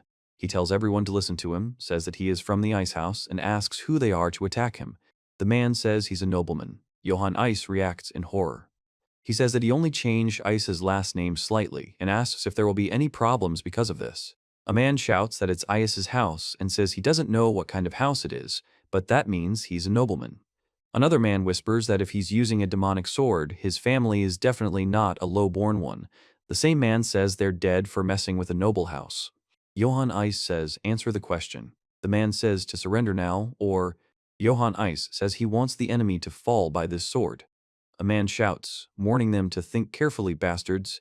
Other men with guns are ready to fight. The man breathes heavily and remains silent. A man drops his sword on the ground. On the ground, swords fall and clash. The sound of a falling sword. The man says they are giving up. The man reports that he is drawing a sword. Johann Ice tells Goran to tie them up. Goran says he understands, Sir Johann. He says that anyone who resists can be killed. A man asks Johann Ice what they will do. The man says that this nobleman did not hold a grudge for the rude treatment he received and that he should have at least pitched a separate tent for him. The cat says they accepted him when he asked, and that's considered a good deed. Johann Ice says he'll sort everything out and asks them to just keep quiet. Eldens tells Johann Ice that the night has been rough. He responds by calling him by name. The character reports that they protected his caravan and doesn't even know how to thank them. The man thinks that if he'd known he was a nobleman, he would have lent him a shield. Johann Ice says he doesn't understand what they're thanking him for, and that the main thing is that he's safe. The man reacts with surprise. The animal is surprised and says that he will refuse the reward. Johann Ice is saying something incomprehensible. The man is emitting luminous particles. He says, next time lend him a shield. The cat says that next time he'll give the shield to Johann first, not to anyone else. Johann replies, that's a good thing. Johann Ice says he wants to interrogate them and asks if the mercenaries will help. The man replies that, of course they will. He says that since his origins have been revealed, they will feel better if he stops speaking politely. The man agrees that they will do so. A warrior with a sword orders a running soldier to hurry up. The boy makes a sound of pain and falls to the ground, while Johann Ice stands in front of him with his fists clenched. He says he is asking if the other person is the leader and is interested in who they are and why they were attacked. The man says they are the personal guard of the Brit's house, which was destroyed. The man reports that a couple of months ago, the Brit's house was suddenly attacked, and they were accused of plotting against the emperor, and these bastards slaughtered everyone, men, women, children, and even the elderly, without any evidence. Johann Ice reports that their lands have been attacked by Akatan wolves. The man reports that they resisted desperately, but when the executioner of the nobles joined them, they lost and were forced to retreat. The man asks if the executioner is a nobleman, and Johann Ice says that it must be him. He reports that this is the emperor's watchdog, named Karamov. The man says that they couldn't even imagine that a nobleman was traveling with the trade caravan, and the Tide Man asks for forgiveness and says that he committed a crime worthy of death. The man says the imperial army pursued them, calling them rebels, and the northerners turned away, branding them cowardly deserters. Johann Ice says he doesn't condone the robbery, but they had to survive somehow. He says that they were attacked only for this reason. The man says they only attacked the caravan for supplies, confirming this with the words, "Yes, sir." Johann Ice yells that the man is a damned bastard and asks if he knows that the delivery is based on trust. He says he understands the losses they suffer because of people like them. The man asks to hold him. Another man calms Sir Eldon's. Johann Ice talks about possible betrayal of the Emperor and explains that when he fought with Karamov, he said that it was all for the Emperor's sake. He reports that it is now clear. There was no treason from the very beginning. The Emperor simply needed a pretext to purge the nobility and a pretext to unleash Karamava. Johann Ice says that for the Emperor's sake, this is sheer nonsense and calls him a bastard. He says this bastard deserves the most painful death. He says that they are in the same position as him and that they are victims of someone else's power. Johann Ice says that they have become bandits after all and reports that he doesn't know what to do with them. The man asks Johann what he will order to be done with the prisoners, and Johann says that all he has to do is tell them and they will beat all the information out of them until they talk. Johann Ice says they've learned everything they need to know. The man replies that he understands. The man screams that they will then beat them to death and raises his club, preparing to strike, while the Tide Man makes sounds of fear. A man screams as he is hit on the head with an axe. A man with an eye patch strikes with a sword at the weapon of another man who is holding a club and is tied behind his back. The guy says he doesn't understand what they're doing and why he was stopped. The man says that they surrendered to the knight and they have no right to punish them, especially the one who abandoned his comrades and ran away, turning to Gamson. The guy says PF and confirms that it probably is. The men ask Sir Knight to spare them, promise to never do anything bad again, and beg him to show mercy just this once. The man reports whining. The man with the eye patch says that if Sir Johann orders it, he will execute them on the spot. The man announces that the sword is ready for battle. Johann Ice says to disarm them and let them go. The man says in horror, "Sir Knight," and he says that he does not believe that they are being left alive. Johann Ice says to listen carefully. The man understands the situation of his interlocutors and says that they probably don't know how to do anything except wave weapons. But even so, robbing caravans is unacceptable. Johann Ice says he too only learned how to survive. The man says that the nobleman was learning to survive, and the cat says this word with surprise. Johann Ice tells him to look at them and explains that these people don't rob because they don't know how to steal. The man tells Mr. Gorin that he's here because he pays well. He says that he saves their lives, so he advises them to learn a craft and look for an honest living. Several men leave. One of them says, "Thank you, Sir Knight." Another informs that they will not forget this. The man says it's time for them to move on too. He doesn't want to get involved in anything like that again and is too tired to continue. Johann Ice says he understands. A dark figure with pointed ears is visible on the top of the hill, with smoke rising from it. The stage depicts the silhouette of an animal making a piercing cry. The character reveals that he is a demon who devours souls. Before heading to Marseille, Johann's group decided to stop at a small settlement called Rutsbeek to rest a bit. At the entrance to the settlement, riders on horseback are seen, and Johann expresses dissatisfaction or fatigue. The image contains no characters or text, only a landscape with hills and a sunset in the background. A man informs the village headman that Sir Eldon's from the Katana Trading Company has arrived. The village headman understands this. The text below indicates that this is the village headman of Rutsbeek. The man reports that he did not expect to see another person here. The man says divinely to the headman and asks how many months have passed. The man greets Eldon's and asks if anything happened to him on the way. The man says there's no point in asking. They came across a gang of robbers, and since the emperor went mad, the robbers have become completely brutal. The man says that if anyone from the Imperials hears, there will be trouble, calling the other man a fool. The cat says that they still delivered the goods safely and laughs. The cat reports that the nobleman who was riding with them was incredibly brave. The man explains that he was a nobleman then, and adds that a couple of weeks ago, a nobleman also rode through here. Johann Ice explains that it's all thanks to the nobleman who was riding with them. The man says he was just an imposter and yells, "Get lost." The man explains that he beat him half to death and drove him out of the village. The man laughs and says that he sees that the other person is still just as reckless when he is angry. The cat says there's no need to worry this time, because this one is brave and very honest even after he protected them from the bandits. The man listens. The cat says he didn't ask for a reward at all. The man is shocked that the nobleman did a favor and didn't extort all the money. He can't believe it. The man explains that this old fox would not talk nonsense and says that now, when there are robbers everywhere, the mere presence of such a knight will benefit the village. It is reported that in modern times, a true knight is strong enough to single-handedly kill an entire squad of mercenaries, and therefore, he is simply indispensable for security. The man says it's just in time and offers to stay for a couple of weeks to have a good rest, and also reminds that the robbers have gone completely wild. The man says he can't because he doesn't want to embarrass the village headman.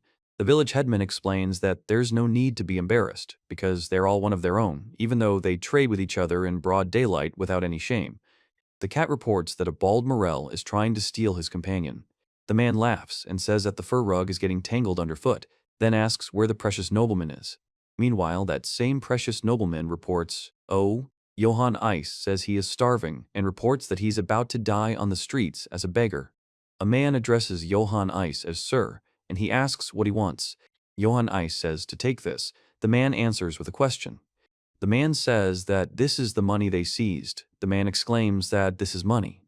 Johann Ice reports that they sold all the bandits' property and weapons, explaining that it was not a fortune, but a decent amount. He asks if they left anything for themselves. The man explains that they caught them themselves, so they left nothing. Johann Ice says, and then asks to hold it and share it with his people. He is frightened and says that he doesn't understand what is happening. The man says they've surrendered to Johann and all the loot is rightfully his, but he says it's too much. Johann says everything's fine and there's no need to worry. Johann Ice says he's already taken his share, and the man is surprised he only took that much. He says everything is fine. The man explains that nothing is normal and that it hurts to give away money earned through sweat and blood, but compared to running into Akatan's wolves alone, spending money to stay with a mercenary squad is much better. The guy says he wasn't fighting alone. Johann Ice says they fought together, which means they're now comrades in arms. He explains that this should be enough to earn their favor. He says that if that's all, he'll go. The man says, Sir Johann. The man says that this is nobility towards subordinates and the true honor of a knight. A man reports that lawless individuals have appeared in the city and explains that they threaten the safety of all residents. Another man explains that these individuals have already committed several attacks and demand immediate action. The man shouts at the boys to listen and tells them that Sir Johann has been generous to them. The guy says that he distributed the proceeds from the sale of trophies and explains that people are lining up one by one for their share. The man asks if he heard right and says that he is giving away money that should belong to him, then asks if we. The man on the right says a word expressing tiredness or disappointment. The man on the left also says the same thing. A group of men shout and raise their fists in the air. Several voices shout the name Johann. The image has no text or speech, but shows a sign with an image of a bed and a glass of wine. Johann Ice makes a yawning sound and falls asleep.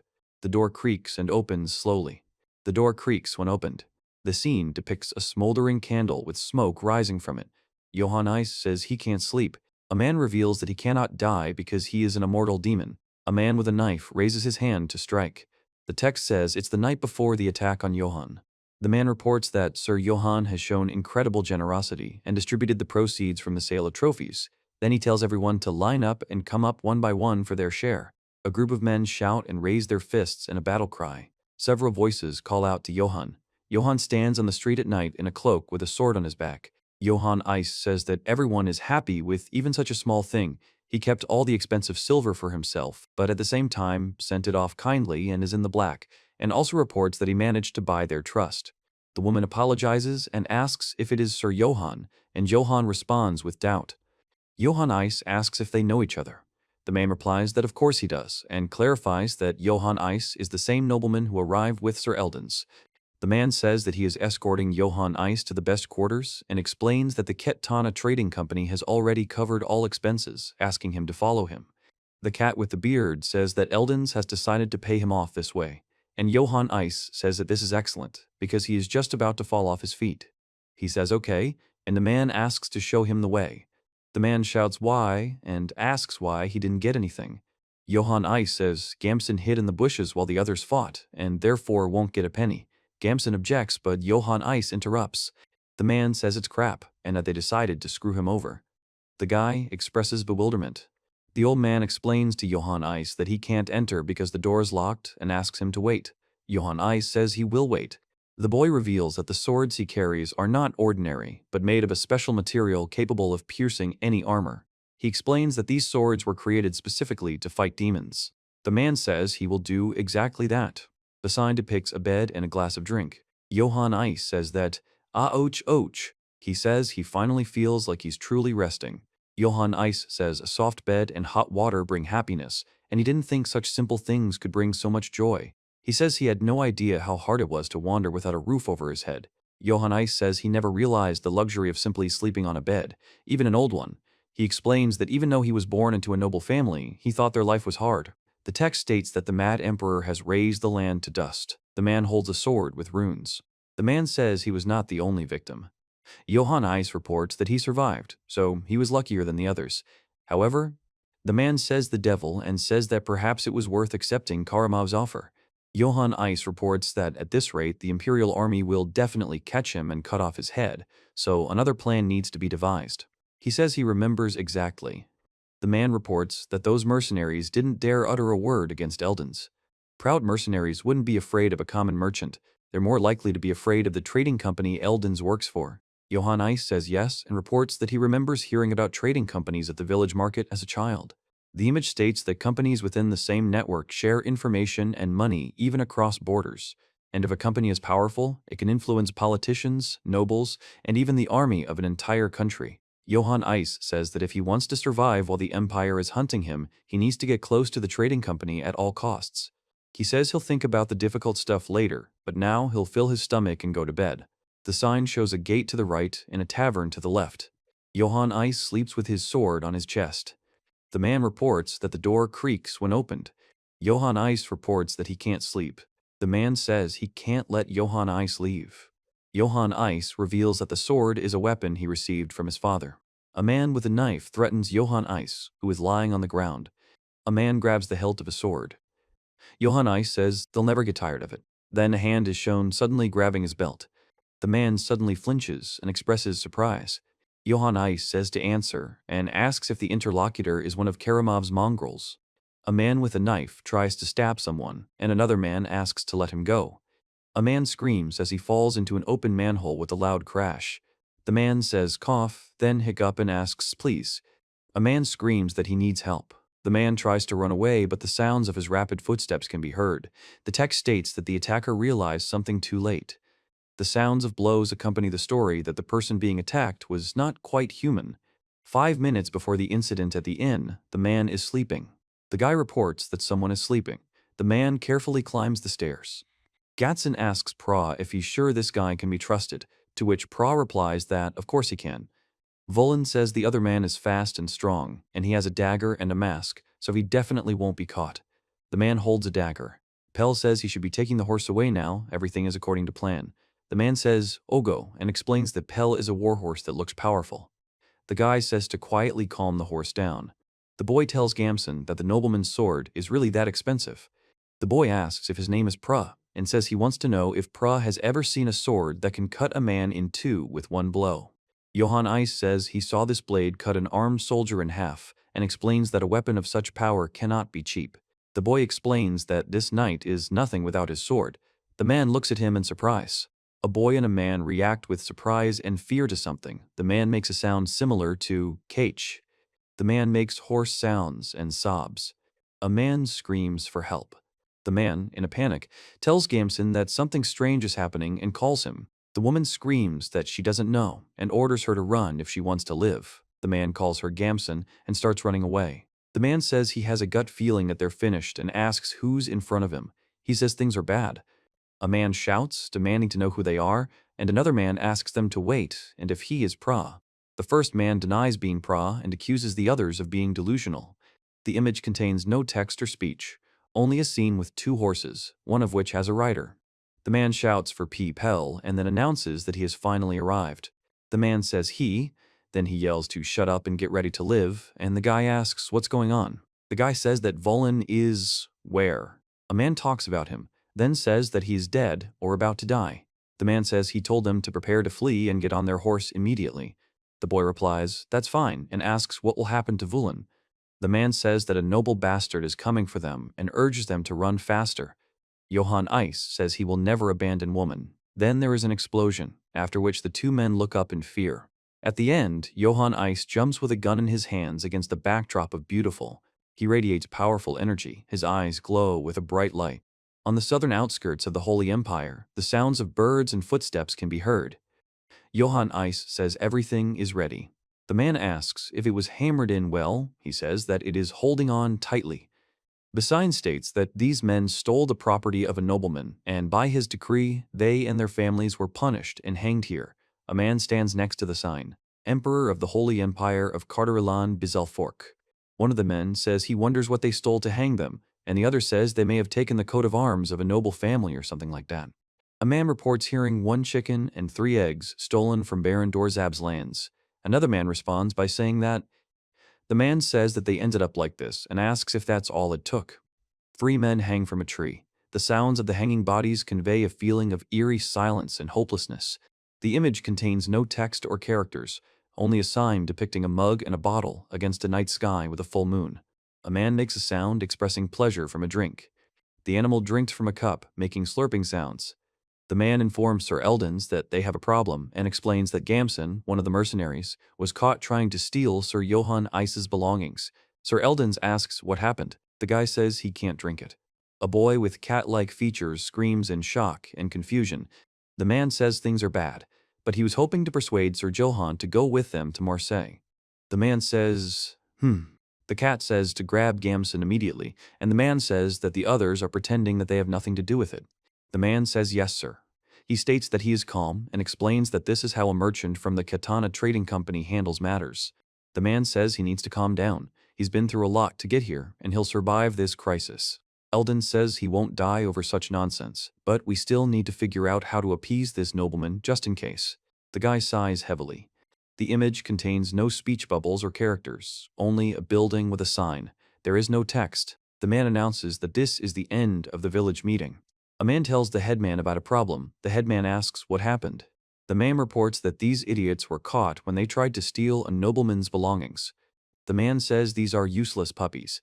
The boy asks the headman what they should do, and the headman shouts back that he doesn't understand what to do means. The man says that it is urgent to collect gifts for the nobleman and add a slave from those in the village. The man says, get ready to execute the thieves in front of the nobleman. A woman says she won't let her child die. A man asks the village elder what he's talking about and demands he stop saying that just because they're not his children. The man is yelling at everyone to shut up and listen, calling everyone fucking idiots. The scene depicts the moment of destruction of wooden objects with a loud impact sound. The man says that they still don't understand the situation and have already forgotten the emperor's decree. The man says that they must make the first move before this nobleman does, and that is the only way to survive. The man reports that those who encroach on the property of a nobleman have their tongues shortened along with all members of their family, or are sentenced to hang. A woman reports that in some places, entire families were slaughtered because of a crazy law. A man makes a sound expressing horror. The man says that the nobles demanded 1 chicken and 3 eggs in lieu of unpaid wages, and adds that all nobles are like that. The man says that now we need to think about what the noblemen with whom their degenerates got involved will do. Johann Ice informs them that they have insulted a nobleman, so he will definitely try to punish them. The man explains that he might even chop off the hands of the entire village, muttering about knightly honor. The man says that these are the lands of Count Sharpen, and says that it doesn't matter how great the nobleman's family is if you ask the count for help. The man says they only care about their games of honor, and asks if they think anyone cares whether they live or die. The man slams the table and tells everyone to wake up, you idiots. The woman and the man are silent. The woman is crying. The man and the boy are silent, both tense and sweating. The man says he doesn't feel comfortable doing this. The man says that the village will survive if these children die and explains that he is sorry to sacrifice the children, but this is a decision for the sake of the village and one must accept it. A crowd of people is moving along the road towards a large tree where a group of people have gathered. The man with the hood says, ooh, ooh, ooh. The man with the hat says, ooh, ooh, ooh. Johann Ice silently clenches his fists. He says that things have gone too far and expresses his dissatisfaction with the word devil.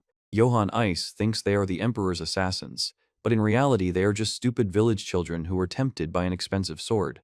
He says that apparently they noticed this sword and now they need to keep it a secret. The man explains that it is partly his own fault for carrying such a sword openly and says that he will scare them a little and let them go. Johann Ice says, sorry. A man speaks to the Honorable Sir Johann, asking if he is all right. Johann Ice says there's more to come. A man reports that in the village of Rutzbeck, Sleeping guests are met with a knife to the throat and robbery. A man sincerely asks for forgiveness, falling face down on the ground. The man says it's all his fault. He didn't keep an eye on those idiots. Johann Ice says he's scared everyone, and that's enough. The man tells everyone to be more careful next time and orders everyone to leave. The man screams, "Why?" Clutching a dagger in his hand, he reacts sharply, his eyes wide open. The man says he will personally fix this by cutting off the heads of the villains, and says he is doing this for their honor.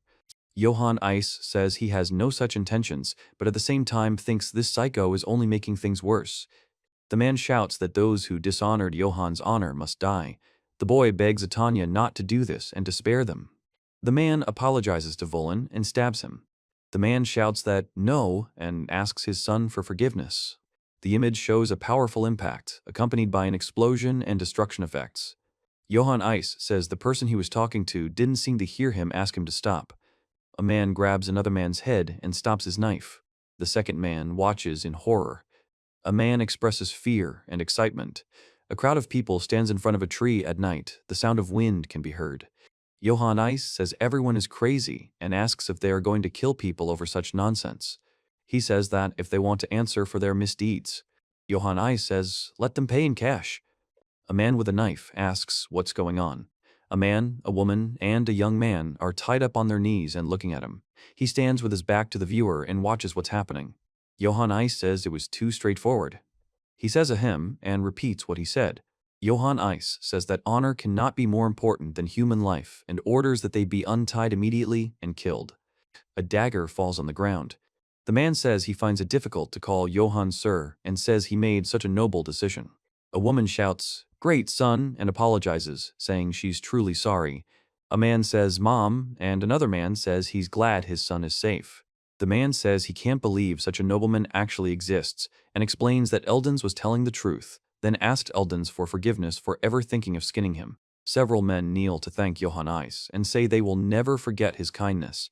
The man says he doesn't understand what a nobleman was deceived by an idiot, and the boy says he feels very sorry for Sir Johann.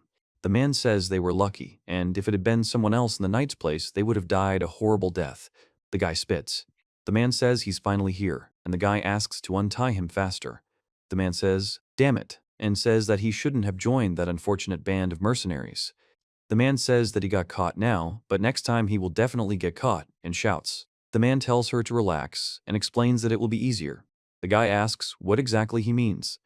The image shows a spectacular explosion of blood with sound effects captions. Johann Ice turns and looks at the man who raises his dagger, preparing to strike. He states that he will not allow anyone to harm his friends, and that he is ready to fight to the end for their safety. Johann Ice says he can't believe it. The image shows the sound effects of sharp impacts or collisions. A man makes sounds of pain. The image depicts a violent impact or collision, accompanied by sounds. The text conveys the sounds of the impact and fall, without any verbal dialogue. A man says he can't die. Johann Ice explains what is happening and asks if the other person understands what he is doing. The man reports that by decree of the Emperor of the Holy Empire, Johann Ice reports that he executed the man who coveted the nobleman's property. He says that the other person didn't seem to take his words seriously and explains that he said he didn't want to see their blood. The man and the boy say it's impossible. The man says it can't be true. The boy says it's impossible. The fox-faced man is silent in horror. The man tells Sir Johann that even mercenaries have honor and rules that they must respect. The man says that Gamson's cowardice trampled both the pride and the lives of their squad, and Johann Ice says that he defended the honor and charter of the mercenaries. A man with an iron glove abruptly stops the sword with his hand. Johann Ice says he is injured. The man says that if they still think he went against the authorities, then let them punish him. He will accept any punishment. Johann Ice says he can't believe it happened. He says that mercenaries have their own honor and explains that Khan is trying to protect it at the cost of his own life. A man takes the hilt of a sword in his hand. The cat tells Khan. Khan says it out loud. Johann Ice says he honestly didn't take his interlocutor's situation into account. He says he asks for forgiveness. The man says the nobleman apologizes. The man and the cat react with surprise. Johann Ice tells him to put the dagger away. The man with the eye patch asks in response and agrees. He says thank you for understanding, the man informs Sir Johann. The guy says that going against a nobleman is madness and asks what Khan did. Khan asks to be kicked if he pulls that stunt again. The man says he can't do it. The man says that this nobleman is different. The man is honest and brave, but not at all domineering, and the man wonders if there are others like him. Perhaps he is from a monastery. The man explains that if he introduces Sir Johann to the Kedem Trading Company, his reputation will skyrocket, and he is obliged to make him his ally. The image contains no text or speech from the characters, only a landscape with a road along which a cart is moving, accompanied by a group of people. A man holds a gold medallion with an image of a woman in his hand. Johann Ice says he chose them because they looked expensive, but the watch is broken and asks if he should have just taken everything. He can't believe what he sees. The guy talks to Mr. Johann. Johann says that now he will have to take care of someone else. Someone shouts, "Sir Johann." The man says these are gifts from the village as a token of gratitude. Johann Ice asks what they are. He says that a watch is valuable and asks where his interlocutor got such value. He explains that he knows what kind of watch it is and that a nobleman's eye cannot be deceived. The man asks to accept this slave as well, explaining that he looks unwell but knows the area well and is sure he will be useful. The man remains silent. Johann Ice says that this is the first time he has seen a slave in such a terrible state and explains that if things are left as they are, he won't survive. The man thanks him and says that while they're getting ready, let them wash him and feed him. He says he obeys. The man rejoices and says that the venerable Sir Johann has received Goten. Johann Ice says that even though he took it, he feels a bit uneasy about using a slave.